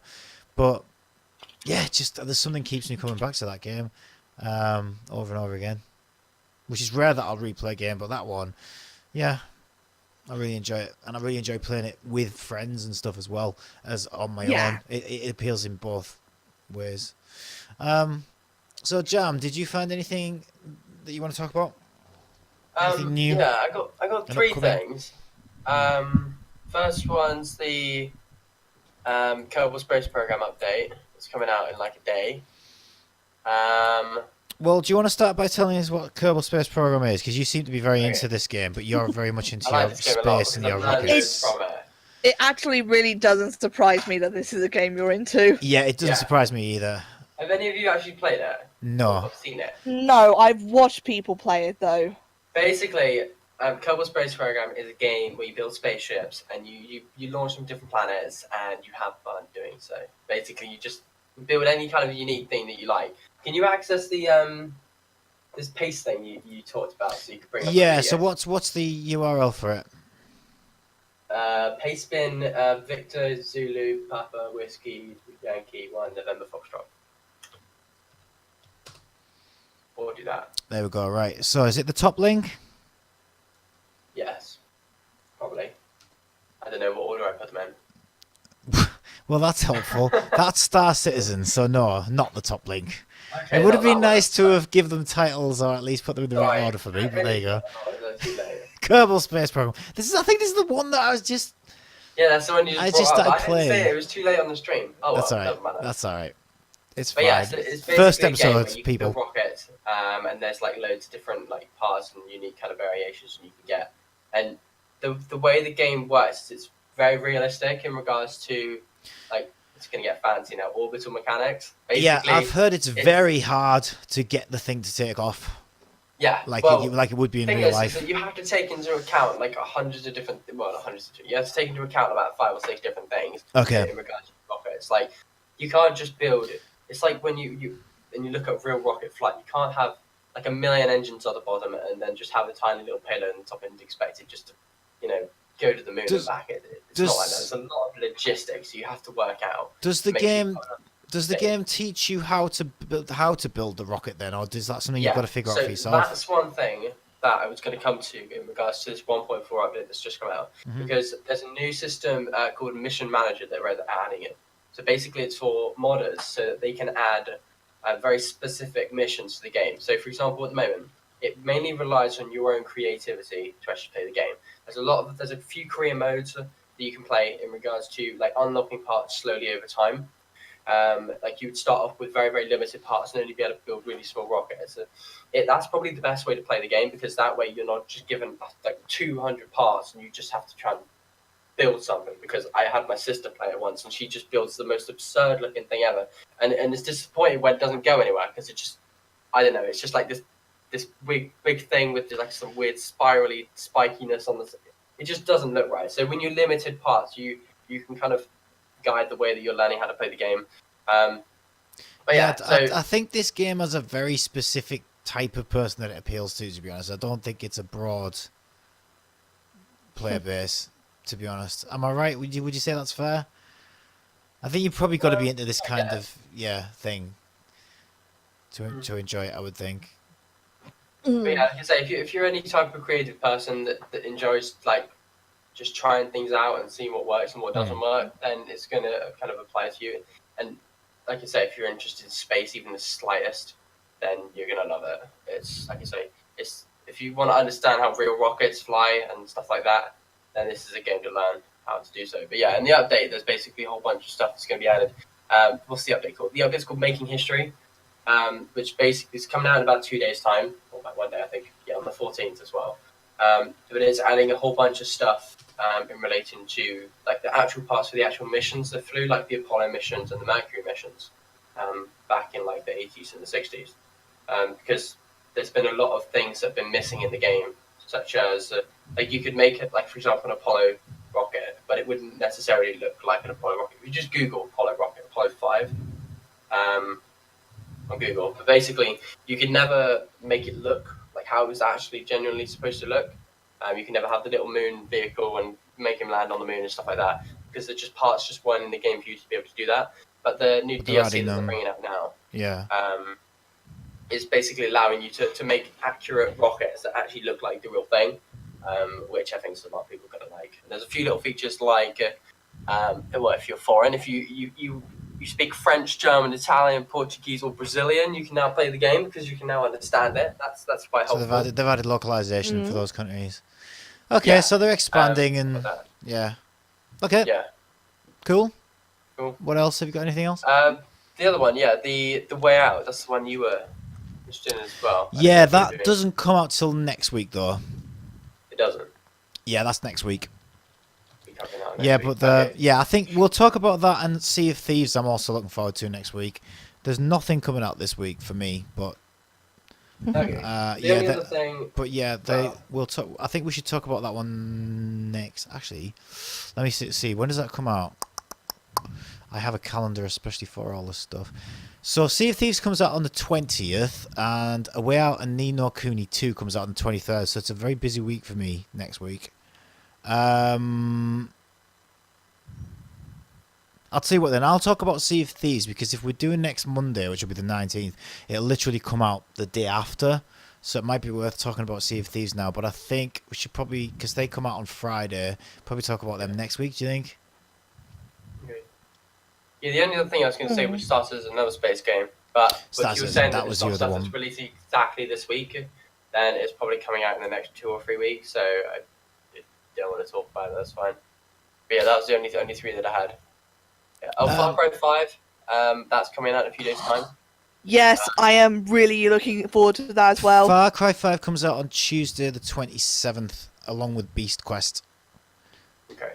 Yeah. Okay, so we'll wait. We'll talk about it in a few weeks, and there's a bit more information about the release then. I think that's what me and Jam is just going to be talking about, just Far Cry. Yeah, the only problem is the calendar's looking pretty sparse, to be honest. So I don't want, if we talk about everything today, next week we're going to be like, we talked about all this. Okay, yeah, that's fair enough. So, but yeah, what's happening with Star Citizen then? So what? Well, they've been trying to do quarterly releases, so one update every 3 months now. And the update that's in PTU at the moment, which is called the Public Test Universe, kind of like beta, in the beta, is kind of wide at the moment, so a lot of people are getting their hands on the new update. And it should be going live literally any time soon. So literally, it could be this week, it could be next week, or it could be the week after, depending on how long they wait for, like you say, the bug fixing and all that kind of stuff at the end. Yes, there's a few things they're adding, like a bunch of new ships, main polishing, character customization's a major thing. New ship damage, things like that. If you show some videos on it, then the graphics on it, that's what really draws me to it. It's just the fact that the quality of the graphics in this game is just amazing. But nothing that compares even close to it. Right, again though, you're assuming that everybody knows what Star Citizen is, and you know they've all been following it as long as you have. So do you want to maybe start by explaining what it is? Okay, so Star Citizen is basically a space exploration game. It's based on, you can kind of do any kind of role that you want to do. So if you want to be an explorer, if you want to be a mercenary, if you want to be a trader, if you want to be a pirate, if you want to do any of that kind of experience, then you can go ahead and play your own play style. But it's currently in development, isn't it, as well? Yeah, it's been in development for about 4 years now. It's got a long road ahead of it. There's been quite a few major updates over the years, kind of building upon what they've already got. The gameplay itself isn't really there yet. There's still, like you say, you can spend like 100 hours on it if you wanted to. But like I say, it's still got a long way to go. But the updates that they're bringing out, they're slowly releasing more and more content every couple months or so. And if they stick to the schedule like they're planning to, then by the end of this year, it's going to be pretty good. So it's a case of, it's like you say, there's only certain type of people that kind of be super interested in this kind of thing. But if any, most of the lot say, if you like good graphics and you like intense, like you say, it's got first-person shooter, it's got RPG, it's got, like you say, role-playing stuff, it's got customization, all that kind of stuff. So it kind of any kind of play style that you like to play, you can kind of play it. So it kind of matches quite a lot of people. And like I say, it's mainly a space game. So if you're interested in space games, then you're going to love it anyway. But yeah, it should be good. But hopefully when the update that comes out in a few weeks, it should confirm whether they can either keep the schedules or whether or not they fail. And we don't get an update for 3 months, which may happen. It looks interesting. From what I've seen of it, it looks very promising. But it's good fun to play. But.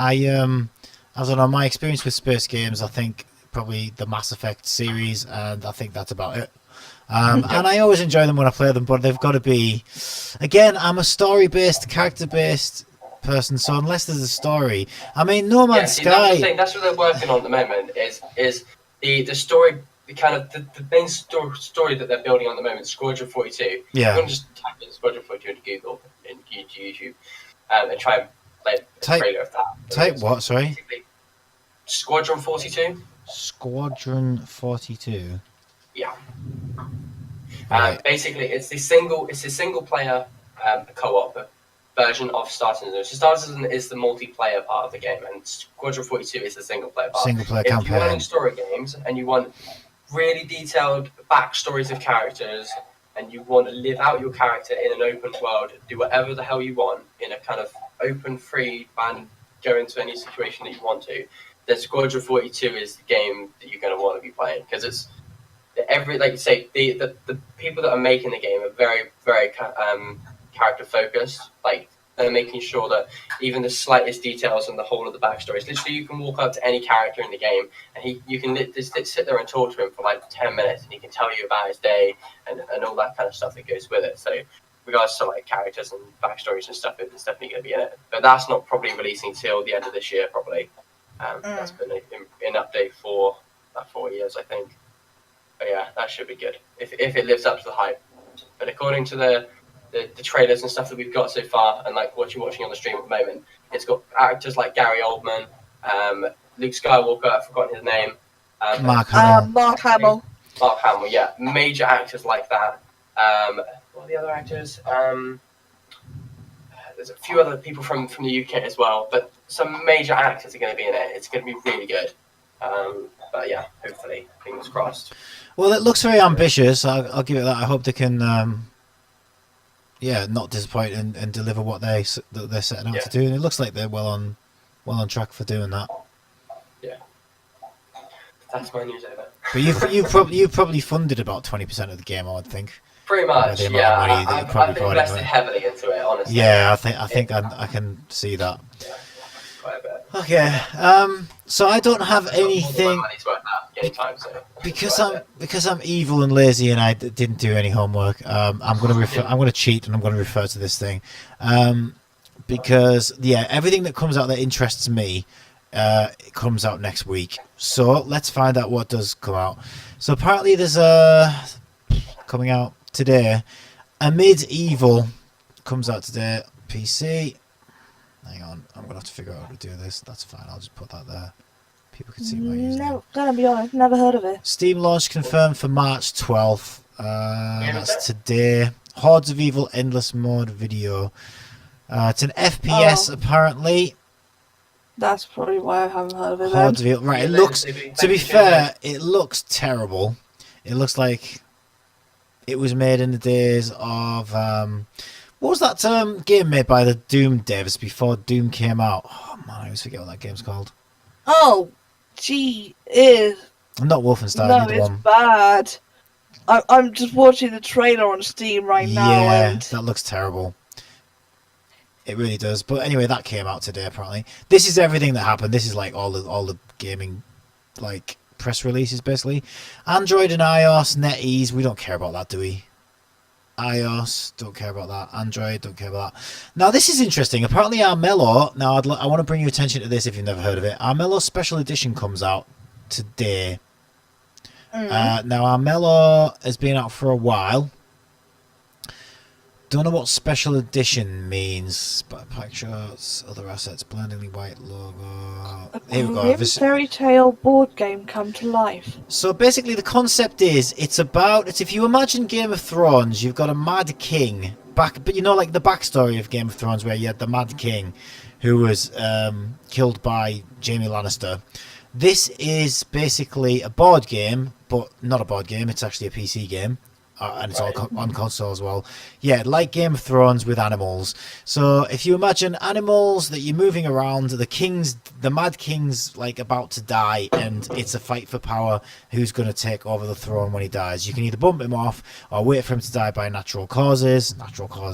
And it's all about a play for power, and everybody's trying to take over the throne, basically.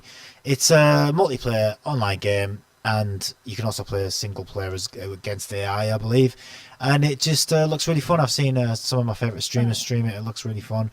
Apparently a special edition of that came out today. So that will include new characters, I believe, because they started out with just a couple of characters and then they added new ones later on. So I imagine that's all DLC plus the original version. So, yeah, that's something to maybe watch out for. Cool. So that's interesting. Coffin Dodgers, Nintendo Switch. You're the only Nintendo Switch owners amongst us, Hell. So, I am.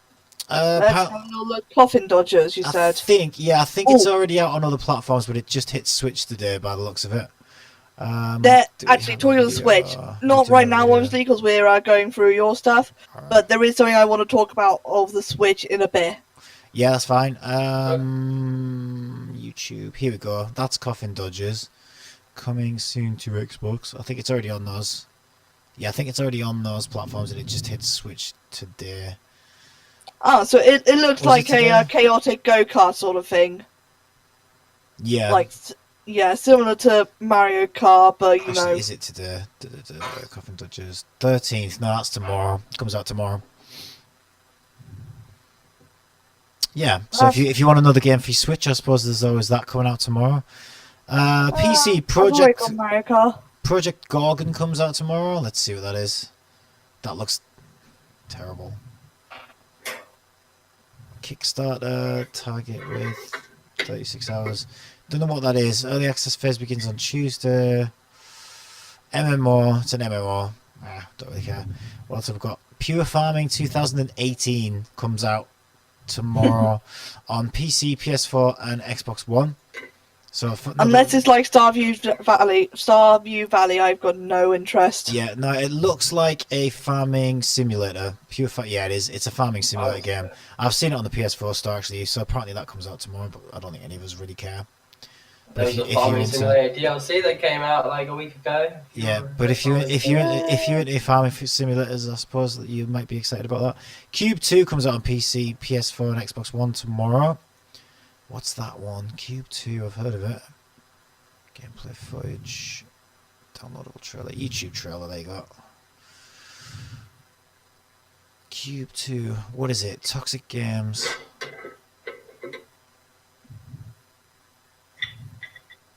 QUBE2. I don't know. Are either of you able to look that one up to find out what it is? QUBE2? QUBE2. Trailer's a bit ambiguous. Just having a little look right now.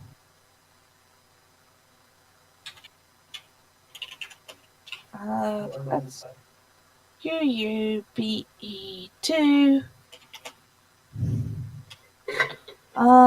It's first person. I think it's a first person puzzle game looking at it. Maybe something a bit like Quantum Conundrum.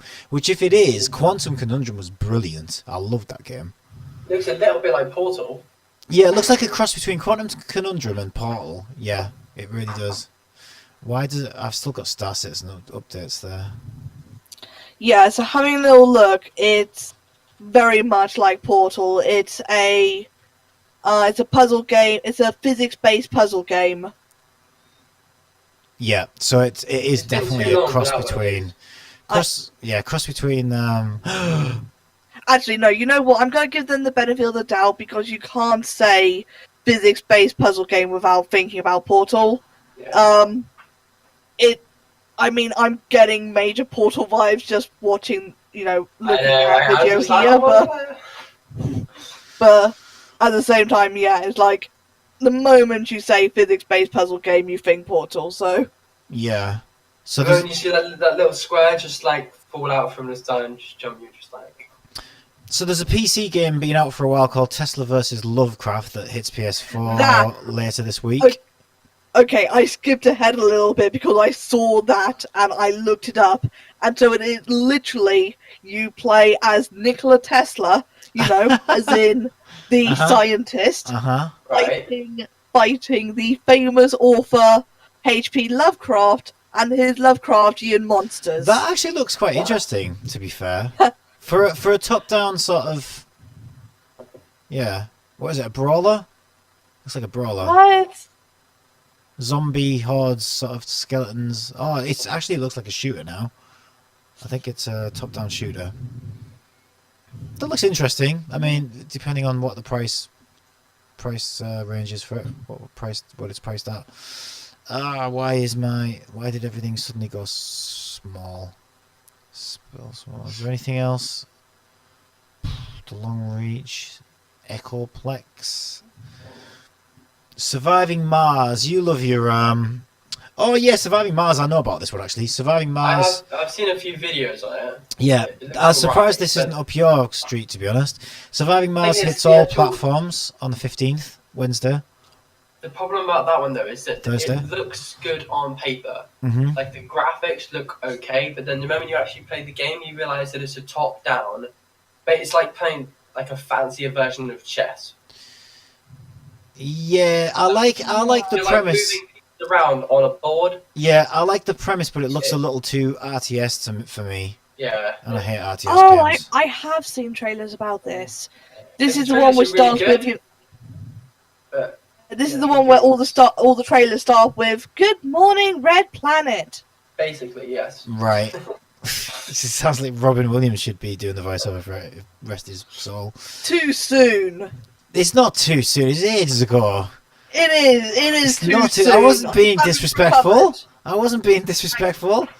I haven't recovered. Burnout Paradise Remastered as well comes out on Friday on PS4 and Xbox One. That For those I recognize people like the me name. who love consoles. Yeah, Burnout Paradise. It's Burnout. It's Burnout. You Oh, don't it's know a Burnout? racer. Yes, it is. Let me Okay, just see. Burnout Paradise. that's probably why I recognize it, but don't really know it. So it's been remastered. Let's see.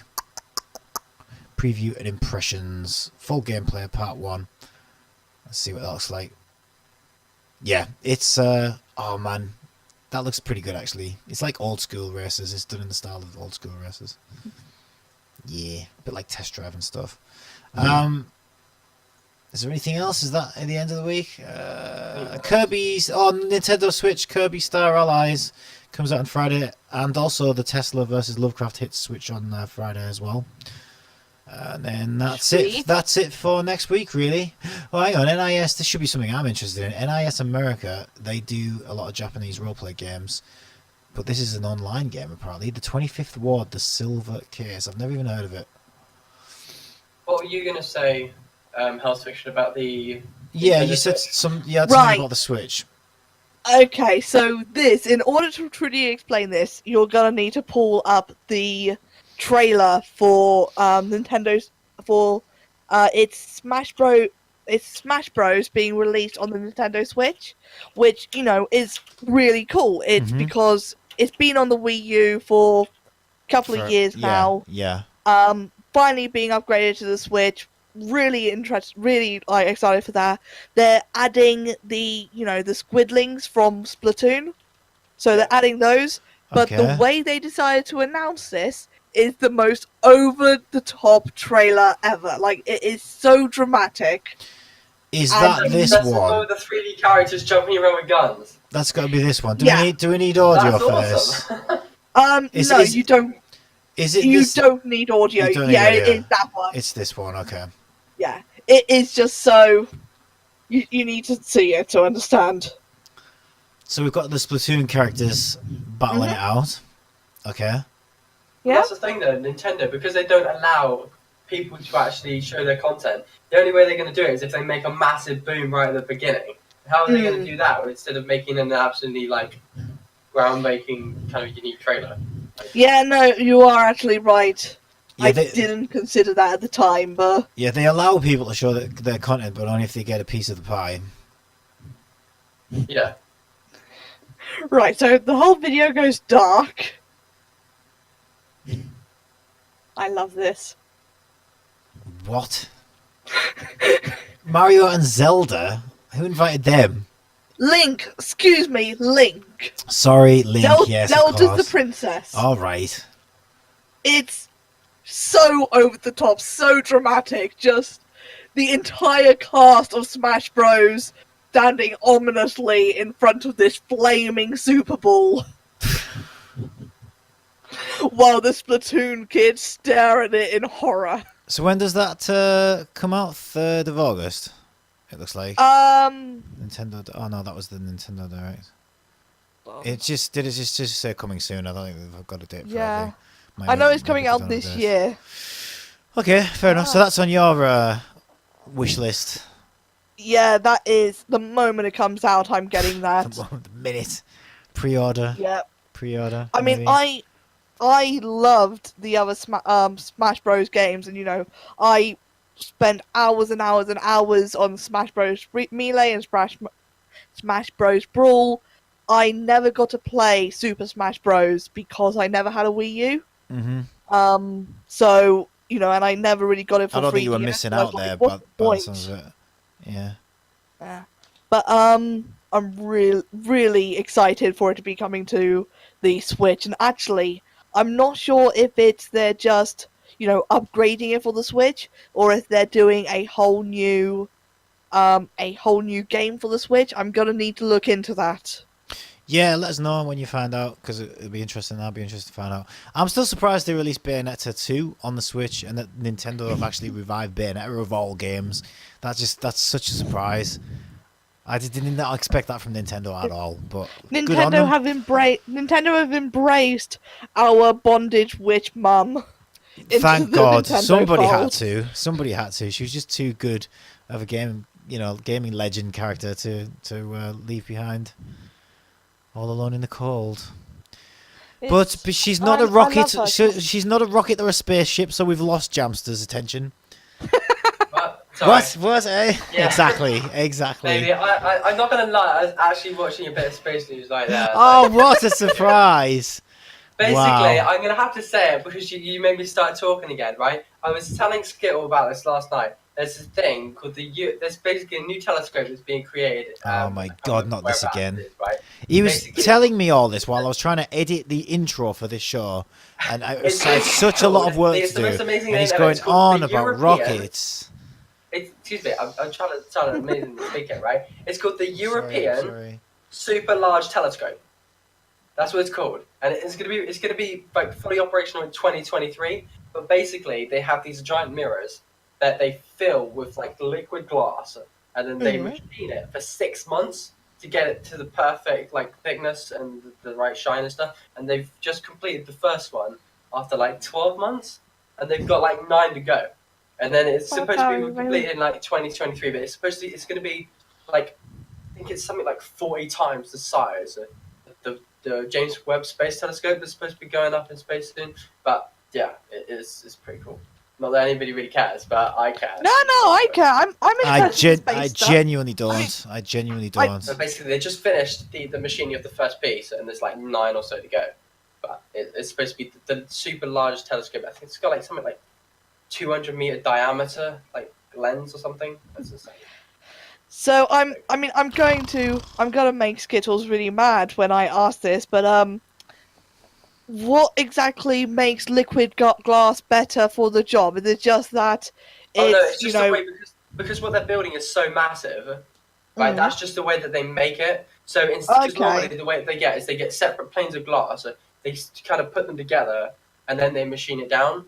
But the way they've done it now is they created a mold, right, kind of like a curvature, and then they've literally stuck they're just pouring it in. Yeah, they're literally pouring in liquid. They have these like tubes of glass about this big, I think about that wide or so, and there's about like a couple million of them all spread out, and they have this giant like heat lamp that melts the top of them all, and then over like 6 months period, which actually took 12 months because they're a bit behind schedule. But basically, are then machining it. That's a hell of a schedule. It looks weird, obviously, but yeah, they're machining it and getting it to the right thickness and the right angle that they need, and obviously they've got to capture that. It's got to be so precise because it's capturing images of stuff that's like the furthest away we could possibly imagine. But yeah, it's just that because it's so big, they're having to put all the glass in place, then they just melt the whole thing over the top of it, and then it all solidifies into like this perfectly, like, I'm trying to figure out. Let me have a look at how big it is. I think it's like 40 meters across or something is each piece of glass. It's insane. Now you know what? I'm with Jam. This is interesting. Sorry, Skittle. Should I just leave you to it? Should I just leave? I like space. What have I done? I'm not smart enough to really, be able to follow all the space news. But when I've got someone like Jam dumbing it down for me, I like space. I mean, when you look at images in small doses, it's fine, but I'm sorry. The European Extremely Large Telescope. Like, what sort of name is that? Like, they couldn't do anything more amazing. Like, it's going to be the world's biggest telescope. What should we call it? Let me think. Oh, let's call it the European World's Extremely Large Telescope. The telescope. Name, guys. It does sound like Lemony Snicket has named it. The world's most venomous viper, the European Extremely Large Telescope. Either Lemony Snicket or, bless his soul, Terry Pratchett. Too soon, Helen. Too soon. Terry Pratchett. Gone too soon. Gone Before His Time. Fantastic author. Now that I've just brought down the mood. Right, so each piece of glass will be 39.3 meters in diameter, 126 foot, and there's 9 of these. That's quite big. And then they like put it down onto a surface. I just don't know how to respond to that though. Like, what am I supposed to do with that? I'm genuinely it's don't cool, know. It's cool. Learn space stuff, and then you know what to talk about. Or we should kind It's of actually like- plan the stream, and then you can have some commenting to do. It's like when you give me facts. Like if you give me a fact about the equator of Uranus or something, and it's like, okay, it's 7,000 billion miles and light years, and it's like, yeah, but what am I supposed to do with that information? How am I meant to respond? Like I can't really say anything about it. Like, oh yeah, well, should we go next week? You know what I mean?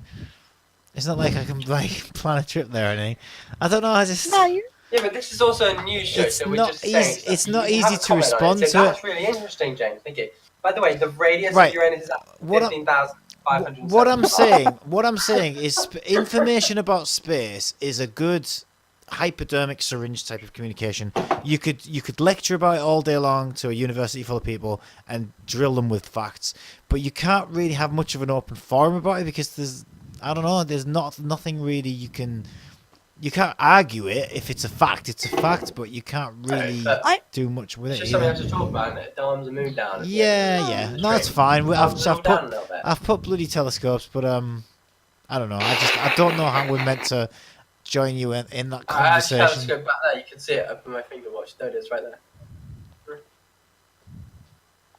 I will say I was reading something about sorry Skittle, bit more about space. That's fine. I was reading basically it wasn't the actual paper itself because again I'm not quite smart enough to understand the sort of language that Stephen Hawking actually uses in his papers, but it was like a simplification of it about how he basically proved that black holes have mass. Really? And that because basically they the whole thing was that it's been proven and it's been measured that they emit radiation, Right. and of course radioactive isotopes and everything have a half-life and they do have a mass of their own. Mhm. So in order to Right. be able to emit radiation, Yeah. and again this is like horrifically simplifying it because Yeah, absolutely. I read a simplification myself, and now I'm simplifying it further for you because I feel like if I don't, Skittle might grab an axe and come to our houses. stupid? Right. Are you trying to say I'm too stupid to understand it? And then dumb it down. What are you saying? What are you saying, HellsFiction? Are you saying I'm stupid? Maybe. God damn it. Yeah. That sounds pretty cool. That's pretty Okay, good. so Yeah. that's fantastic. I'm really pleased I now know that black holes have mass. That will help me so much in my daily grind. Hey, you're welcome. Thank you very much Thank for that you. amazing piece of news there. you- It's very You know insightful. what? Here's how it does relate to you. Okay. What that proves is that Yes. even if the Super Hadron Collider does somehow create a mini black hole, Okay. it doesn't matter Okay. because the black hole would consume itself before it could do any damage. Like I'm about to Really? consume myself Yeah. listening to this talk about Yeah, space. Basically, a black hole as small as the Hadron Collider would Can I make. just consume Yeah. myself right now? Wait a minute, excuse me, there's some amazing talk going on over down here. Okay, excuse me, up there. Just chill. Okay. So the reason that actual black holes are able to sustain themselves is because they're always consuming. Basically, Yeah. they're always dragging in stuff. So they're A- they're hungry. They're like Yeah. they're like me Yeah. with a hangover. Pac-Man, it's just constantly eating They stuff. just constantly want to fill that void. Well, they're a void. They've got to fill themselves. Sure. Makes sense. And if the Super Hadron Collider did create a black hole, it would be so small that there is no way it would be able to consume anything before it actually just fizzled out and died. Good to know. Okay. That's fair enough. 'Cause Good it's to not know. gonna be I will constantly sleep better backed up, tonight it's just knowing gonna- that. Thank you, because I was very worried. It's funny, every night when I try and go to sleep, I always sit there, I always lay there and worry I that can this hear you, big but I just black don't really know hole, what you're saying. Hello? this big black hole's going to consume me from where's that Hadron Collider? Switzerland. Yeah, all the way from Switzerland. Switzerland. I'm worried that this big black hole's going to catch up with me and suck me in, and we're all going to die. Well, then you better play more Monster Hunter then, because your time is limited. Yeah, that's what I'm worried about. My time is very limited. And quit your job. Quit your job. That's always good too. It's very, very limited, Have especially more with spare for Monster time. Hunter that way. But okay, I think you two need to spend some time together talking about space, and I'll catch up. We I got it don't know, out of us. rearranging my sock drawer or something while you guys do that. Oh come on! It wasn't that boring. I'm sure somebody eventually. It's fine. It's will fine. see I this did. and be interested I did by it. make the mistake of saying, yeah, it's fine. We can stray off topic. You don't have to just talk about games. Oh yeah. That's okay. kind of walked into that one, didn't I? Well, I think it's a good time to kind of end there. We better. Well, about 2 hours. there's two more things that I've got on my Oh, agenda, okay. but they're very Okay, quick. never mind. They're very They quick. to do with like extraterrestrial aliens or something. No. So basically, one of the things I wanted to mention, which you might not be able to contribute to at all, but is I need a chair for my bloody back. So because I'm streaming now from a desk, I'm using, well, you know, don't you, Jamster? You've seen the little white chair. They don't really have any back I mean, your support. sofa. And after like a few hours, wow, that's not really like good. No, I'm not doing it. I'm not sat in the sofa. I'm sat in those Current topic, I need a those chair white for chairs that. that I have, but they don't have any back support. So let me just show you, because you can see what I mean. How So many that's- streams do you have currently open at the moment?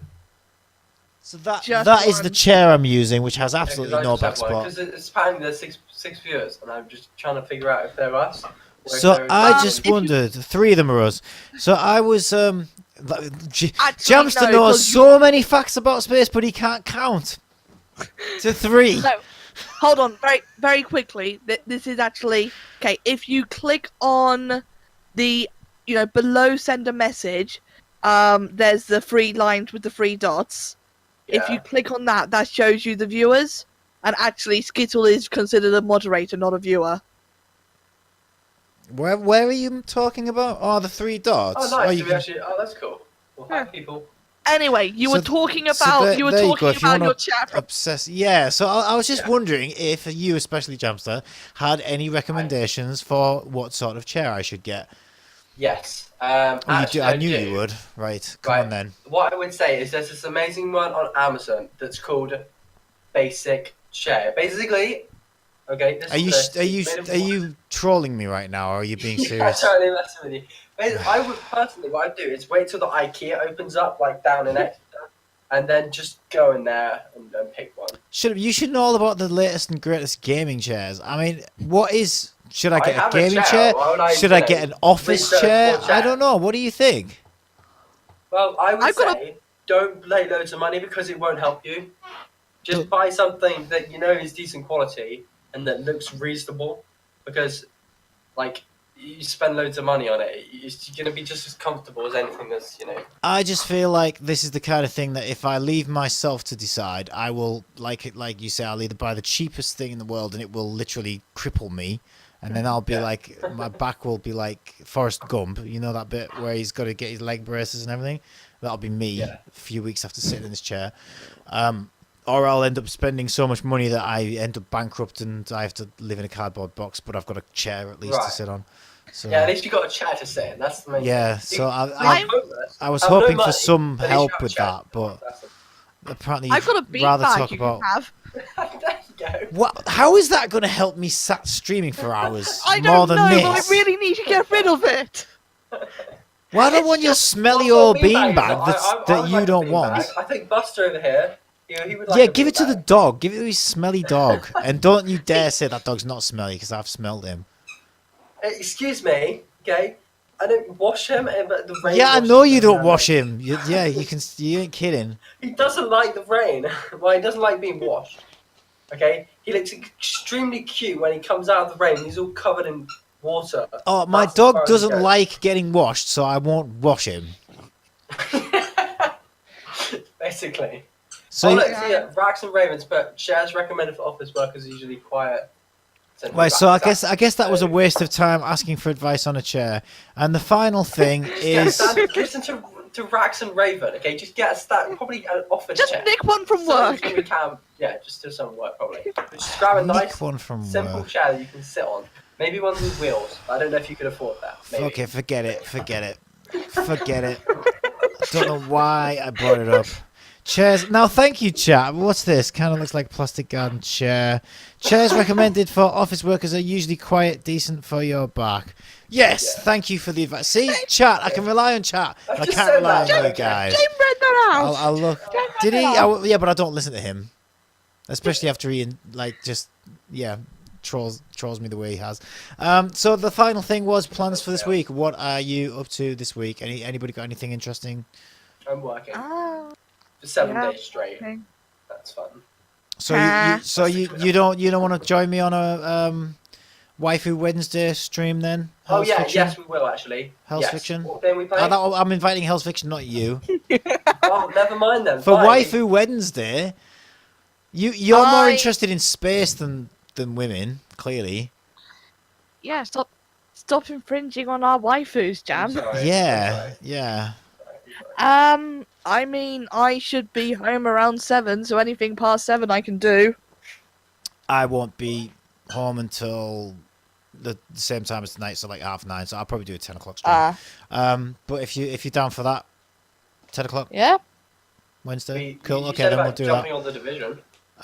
We need to find something now. Oh no! So maybe actually, look at visual novels for me again. no, hold on. I know I just said yeah, but it just But occurred you to me mean that no. for no, hear me out. The last 2 weeks straight, I have ditched my friends when they went to the pub quiz. I can't Right. do that to them. I can't do that to them for a third week. That's fine. That's fine. They need my useless knowledge that only I can occasionally do- comes in handy. I can still enjoy Waifu Wednesday alone. Don't you worry about that. What are you These doing kids this with week? chicken Skittle? nipples. I do have chicken nipples actually. They taste like chicken. And what about you, Jamster? Do you wanna are you joining me on the stream this week? You did mention about the division. Do you actually own it on PC?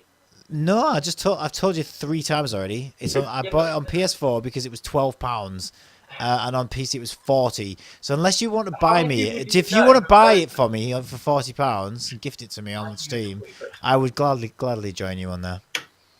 Okay. Or if you want to go out and buy a PS4 like a real human boy. Yeah, I'm not buying another PS4. I'm a PC person. I'm stuck with my computer. I've got, You're not stuck with. It's not like there's. It's not like your PC's gonna leave you. I don't Like like if you go and buy a console, console. The It's not games like there's are an decent, exclusive. but It's not like a marriage. oh, it kind of I'm just married to this. Okay, you need to stop now. We just want to remind you that you're saying you're live on stream right now. Very quickly, because I just had a sudden thought when we were talking about, PS4s and stuff. Yeah. Is there? No, it doesn't look like. I'm just looking to see if there's a release date for the. Thank you. Yeah, The rack I in there is agree. better than the marriage, I agree with Rax and Raven. They're better than a marriage. I agree completely. No, I was just looking to see if there's a release date for Spider-Man on the PS4 because Spider-Man. I don't think every there is. time there's a Spider-Man game, I trick myself into believing that it's gonna be as good as Spider-Man 2. It never is. I don't know why I'm doing this to myself. But it's being developed by Insomniac Games, the team behind Resistance. Sly Insomniac Cooper, Games are and... very good. They're going to do a good job of that. Trust me. Okay. Yeah. How? No, I always get my hope up with Spider-Man games because Spider-Man 2 on the PS2 was so good, and nothing has compared since in terms of Spider-Man. Not even the films. Give Insomniac a chance. Insomniac make good games. It's weird, right? I hated. What was that Xbox exclusive they did? Sunlight Overdrive, Sunset Overdrive. Hated that Yes, game when I first started playing it because it was so hard. You couldn't stand still for 1 second because you got absolutely bombarded. But then once I started getting used to it, I was like, "Oh my god, this game is so much fun!" And it's just, it's genius. Sorry, what were you saying? No, I was just saying that, yeah, I'd heard of Sunset Overdrive. Oh, you haven't played it? I haven't played it, no, but I have heard of it. Everybody should play that game. That's such a great game. I hated it at first. When I first started playing that, I was like, why? Why have they made it like this? Why is this so hard? Why can't I stand still for 2 seconds? And I get completely bombarded when I do. And I was like, it was infuriating me. But then as I started getting the hang of it and figuring out how to, oh wow, it was just so much fun. I was having a blast with that game. And by the time it ended, I was like, "Oh my god, it wasn't long enough. I want more of this. This is so great." And it was unique. I'll give them that. So yeah, I think Spider-Man could be good if that game is anything to go We off. shall see. Yeah. Anybody else got anything final to say? Did you know? I'm going to give you a really, really strange Not fact. You about ready? rockets or No, telescopes. Banging your head against the wall burns 150 calories an hour. Really? Now this is interesting. This is Yeah. again, it's pointless information that I can't really do anything That's with. interesting. But I find that, yeah, because it's amusing. There's nothing amusing about 6,000 meters of glass welded together, poured in a straw, sucked up by a Excuse me, black I hole thought it was that pretty has interesting mass. about an extremely large telescope. I don't know about you. But, did you know Did I? that 29th of May is officially a put a pillow in your fridge day? What? What site are Well, you when on they right shut now? the day every day. What website are you even on? 100 random facts. Of course. Why not? Oh, if you lift a kangaroo's tail off the ground, it can't hop. That actually does make sense. Yeah. Because a kangaroo's tail is almost as Balance. strong as its feet, and it Mhm. uses its tail to help itself hop. Wow, that's awesome. Oh, Wow, one more there thing you for you, go. Skittle, right there. You ready? This is going to blow your mind. This is going to blow Is it? everybody's mind. You ready? Is it? The reason bananas are curved is because they grow towards the sun. Yeah, obviously. Obviously. Okay, then. I thought that was Yeah, quite seriously. You thought that was going to Well, blow my like, mind? they curve and stuff. Of course, plants. They say everything that leads to it's photosynthesis. Okay, this is... Okay, maybe you'll like this one more. A heart attack is more likely to happen on a Monday. That's bullshit. Because there's more stress of just coming There's- back to work. nah. You know how many people kill themselves over that? I don't Oh, know what's about that. incorrect? I'm not Braxton, buying you that mean one. the banana one? So bananas. The bananas, the kangaroo. Which one? Which one's not right? I'm reading them from a website, so I apologise if my sources are not right. There is a slight. Bananas don't grow towards the sun. Oh, they don't. Oh, I'm sorry for lying then. What about this one?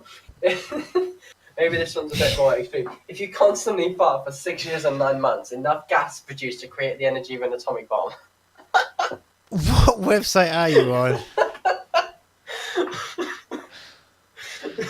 Yeah,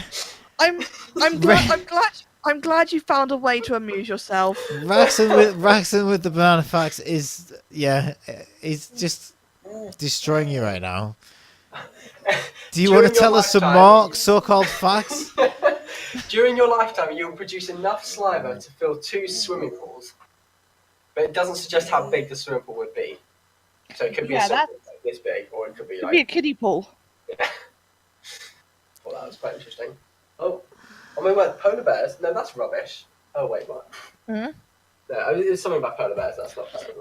Is it the old white-tailed or polar bears covering their nose in order to hide? Because that's not true. They said polar bears can eat as many as 86 penguins in a single sitting.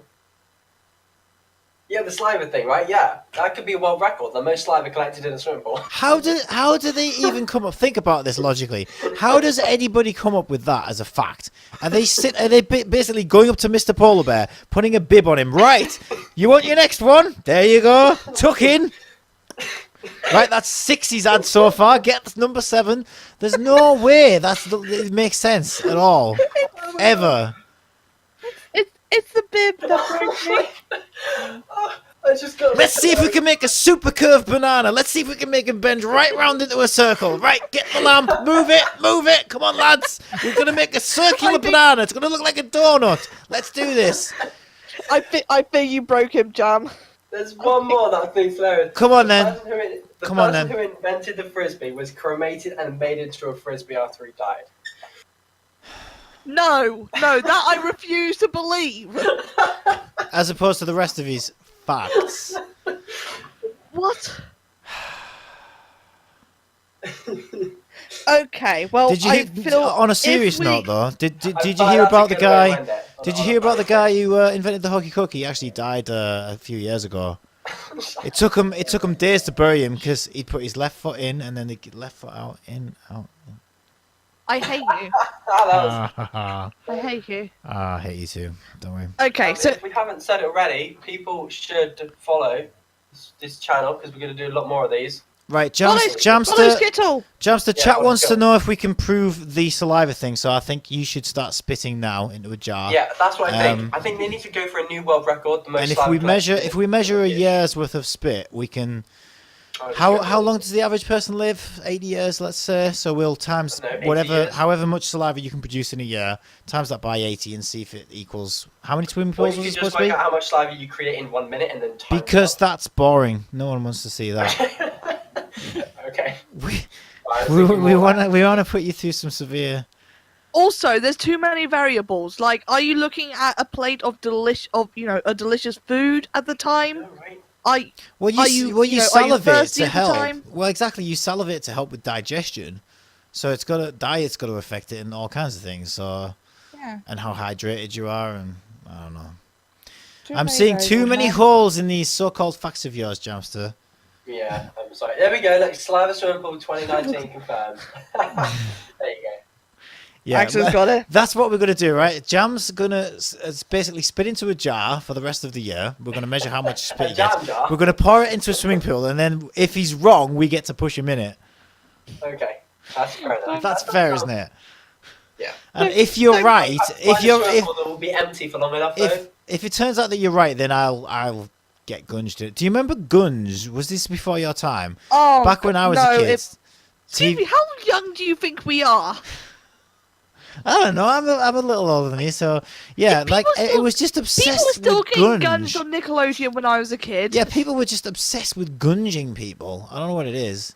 So I think we need to invent a gunge tank for Jamster, and we'll do a weekly gunge. Oh no, don't. Well, what we could do, we could do gonna make me feel sick. Jackbox Party. Just found the first fact. We could do Jackbox Party, and then whoever the loser of who gets the worst score in Jackbox is the one who gets gunged that week. This could be a thing. We should do this. We should do this to get followers. We should say when we reach Guys, 50 I need to tell you followers. this one more fact. It's amazing. Go on. Sea otters hold hands when they're asleep so they don't drift apart. No, You that do is true. It's adorable. No, it's not true because they don't have hands. There's a picture of them holding They hands. don't have hands. Like, just Google image sea They otters. hold paws You'll and they think, so cute. Flippers. oh my word. They're not flippers. Well, they're not hands, are they? Yeah, They don't have paws. thumbs. They don't They're- play they're a bloody paws. Xbox in the sea. But also, they're actually really good with their paws, though. So actually, they're like really dexterous Are with they their paws? So I'm curious now. What are Opposable otters? thumbs. What are? I think they're more like hands than paws. Actually. No, they're not. They're not hands though. Right. What would we say? What are they? What are otters? I think they're flippers. I vote flippers. No, they're not. What do you They're vote? not flippers. Okay, we'll start a thing in the chat. Anybody who thinks they're a flipper, a hand, or paw, put your vote. Flipper like hind feet. So I'm Yeah. probably the closest. According to SeaWorld.org. Hind feet isn't- right? I think that- Right, so they have 4 feet. They're actually called 4 feet, apparently. But even SeaWorld.org describe them as flipper-like hind feet. So No, yeah, those are hind feet. Those are hind I don't feet. care. Those You do know what I count. don't otter care. is, right? They're flippers. And if you don't believe me, let me just get. Yeah, I'm with Karen from finance. You don't know what an otter is. There, sea otters I have love that small, name, Karen. dexterous forefeet with retractable retractile claws and use their forefeet for grooming, finding food, and Yeah, eating. but we don't talk but not about for his feet, we swimming. talk about his hands. The sea otter's flipper-like hind feet are large, broad, and webbed, which makes it them says- flippers. The hind Close enough. feet, we're It talking says about right paws, there not they have feet. small, dexterous Well, forefeet. it doesn't say hands, and it doesn't say. What did you say, Hells? Paws. Paws. No, They're I- definitely I- not paws. No, I was saying that I reckon they were more like hands than paws. Oh. You're the one who called them paws, actually. I can play back the tape. That is something you Tape? can do. Tape? Who's using tape? 1991. Yeah. Thank you, Max and Raven. back the old vinyl record. Looks like paws to me. There you go. Get the megaphone out and play back Exhibit A. I like paws. I don't know why I'm suddenly a pirate, but Okay, very, very quickly. I finished the line art of the thing I was drawing.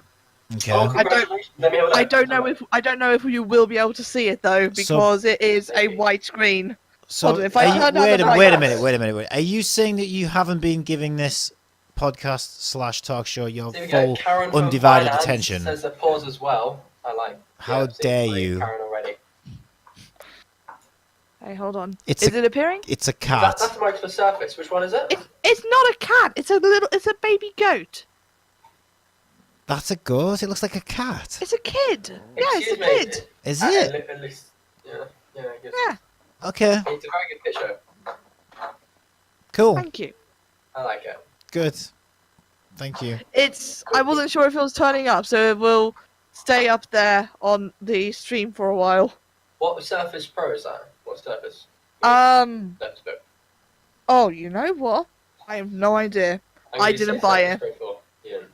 I didn't buy it. My mum got it from her old work, and they never. Okay, again, Rax and Raven in my corner. Tail and snout check out. Looks like a goat. Okay. Mic drop. Pen drop. Okay, I'm May- sorry, but from first glance, it looked a bit like a cat. yeah, maybe I need to bulk out the body a little bit. It is a bit more of a feline form I've made. I need to bulk out the body a I little like bit, it. I think it and is good. Oh yeah, I'm not disputing the fact that it's good. I just I thought it was a cat. Excuse I'm me. sorry. I'm sorry. baby goat. Now I need to figure out how the hell I'm gonna color it because I'm no good at coloring. What do you colour a baby goat? White with the color of a toasted marshmallow. Yes. What? See, Rax and Raven and Karen from Finance are both in my corner. I love them. They're good. They're good people. Stop. You're good people. Stop it, please. She doesn't need any encouragement. Good people. Please, you Excuse don't know me, what you're doing. You're the person who encourages me the most. Me? Kidding me? Well, Yeah. You need to boost them up. Come on. Boost her up. Amazing. You raise me up. Very good. I know, but I have a sort of hard exterior, Well, you know, sarcastic, grumpy shell. Oh, you've got a you've got Calcified. I've calcified over the years. you got an image you need to uphold. Yeah, I don't know. Tough northern lad. Yeah. Yes, it's all an act. Oh my word. Really, I have one really, I curl up in my feather boa every night before I sleep. other. Danny, you guys like Elmo. Slip on my bunny slippers. Helen, Elmo? Why the hell are you Elmo mentioning is Elmo? the only non-human to testify before Congress. And there's a cute little picture of him right now. What does that Can't see it, mean? I'm really sorry for that. Elmo pledges to tell the truth, the whole Yeah. truth, and nothing but the truth. Is that on your crazy website again? Yeah, pretty much. I think we need to get him off the website. You remember when you're going to try and get fiber optic and get faster internet and stuff? Look, okay, Starting we to think have that might be a the bad Open idea for Reach you. people drive past our house like every day because the people messed up the stupid connection on the other road. So let's hope they mess it up so much that they just need to rip out the whole thing and just start with fiber. I hate that when you look at the BT map on Google, right, and you can see all around where I live. There's a little Super area with you There's this little right tiny where dot right where right it's there that happens to brilliant. be not fiber. And Just so apparently, their happens. reasoning for it is there's not enough, like people wanting it. I've said to them many times that I want it, and that's apparently not enough. But at So- least you have moral fiber. Believe it or not, Jams, it doesn't revolve around you. I know that's so mean. It's a conspiracy. Clearly, it has to be. There's no other reason why that would They need to happen. make it a legal requirement that everybody has at least 1 gigabit per second internet. Or you could live.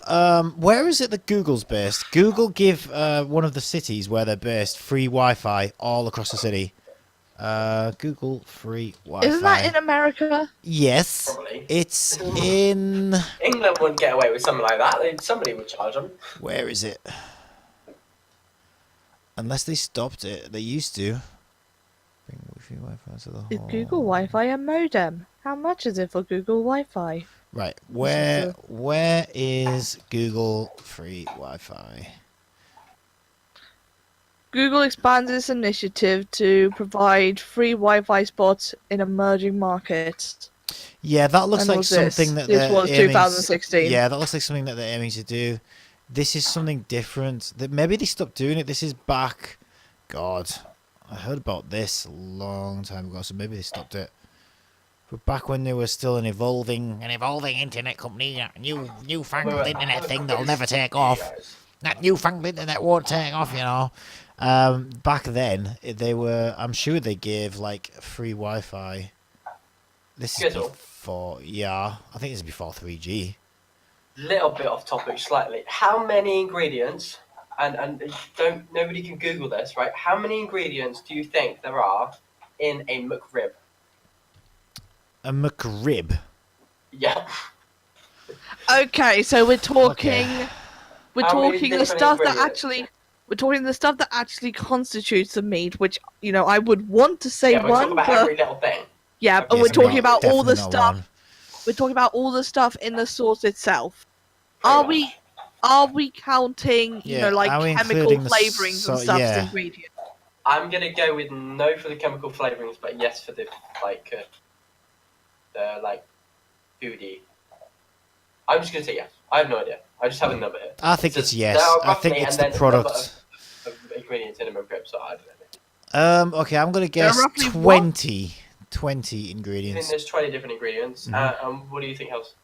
I'm gonna say if we're not including chemical flavorings and stuff. Okay, we are including chemical flavouring. Okay, in which case I'm gonna say I'm gonna above go- 90. Yeah, we're gonna go. It's gotta Okay, be and bigger if than we're not 20. including chemical flavourings? 10. Yeah, can I change? Can I change my answer actually? Sure, one more. I'll give you one more chance. Okay, Skittle, you can get a bit closer. Go on then. Yeah, it's gonna be more than 20, but I don't know if it's as high as 90. Then again, have you You're seen? really close. Wait, how do I? Wait a minute. Yeah, I think Hell's is actually a good answer. So it's gonna be around that mark. Let's go with 110. There's 70 different ingredients in the 70. McRib. Okay. Well, 70 I was different closer. ingredients. You But were. I'm still over. That's insane, then, right? Yeah. Rax and Raven guessed incorrectly. They guessed between 15 and 30.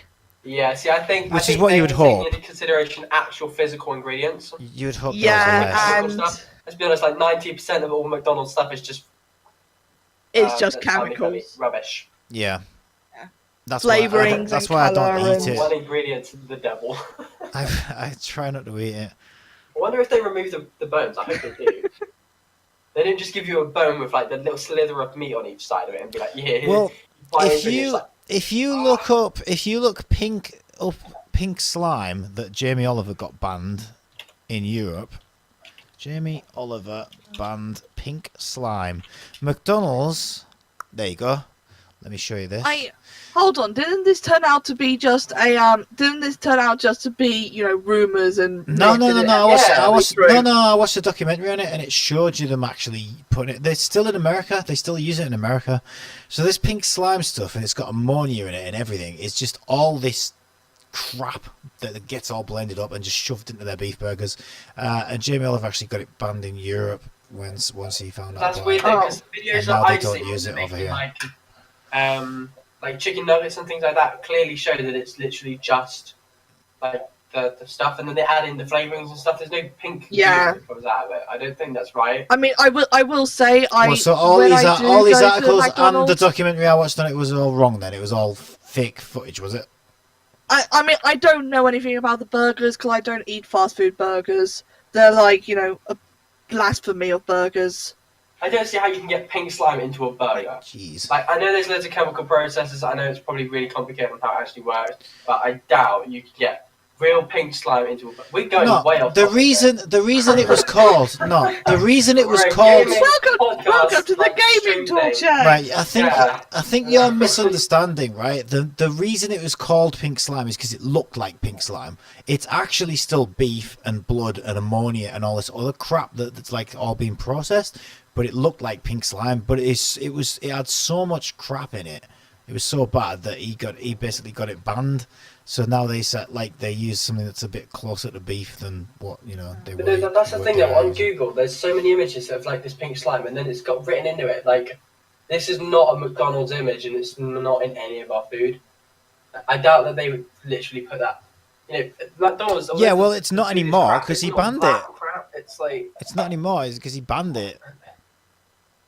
Yeah, but I doubt. It's You don't I think think it's that messed up, they but I doubt they that's would actually respond it. to that by you don't think that's a marketing campaign right there that you're speaking of, and a response to apparently the sound seems off when you show your screen. oh Oh, is it? I can't really First tell. technical issue, he because- called it. That's I weird can't because it should be. I mean, I can't really dunno. tell because I've got the stream muted. I Right. just got it up for the chat. It should me just it listen should to be the working. I'll watch the recording back, find out what's going on there. That should because it should be set up right as far as I can see. But I mean, 18's I will say normally with stuff like this, as you go along, the sound of the video does start to very slowly, desync. So it may be that just we've started to desync as time gone by, and we're only just starting to notice it. Maybe. Right. I think it might be a time to. If there's anybody else got anything they want to do? Not really. No, but I do need to be up in 6 hours and 20 Oh, minutes, so... Yeah, I was going to say the exact same thing. But no, I wake up at 6, so I actually have to wake up Sounds like at there's an echo to me. Right, actually, know, thanks for that, Raisin. I think, let me see, there's probably a duplicate source in here. Yeah, there it is. Yeah, you're quite right. Hang on. Ah, he's found it. How do He's sorted I it. get rid of that? Why is it in there twice? Right, that one needs to go. Oh, I need We're to get it on this side. Still got a few bugs to iron out, but... Yeah, but thanks. I appreciate that that advice in chat. Thank you for that. Is that better? That should be better. Yeah, I've got one audio source now, so that should be fine. But yeah, I want to thank you very much for joining me, and I hope you will continue to join me next week. That's And no problem. the Thank you for upcoming having weeks. us. I've enjoyed it. It's I'll been join good. you next week. Talking to both of us, Jam. And I hope Oh, that okay, anybody then yes, I will. It's been fun. who's oh thanks Rax and Raven, that's very helpful.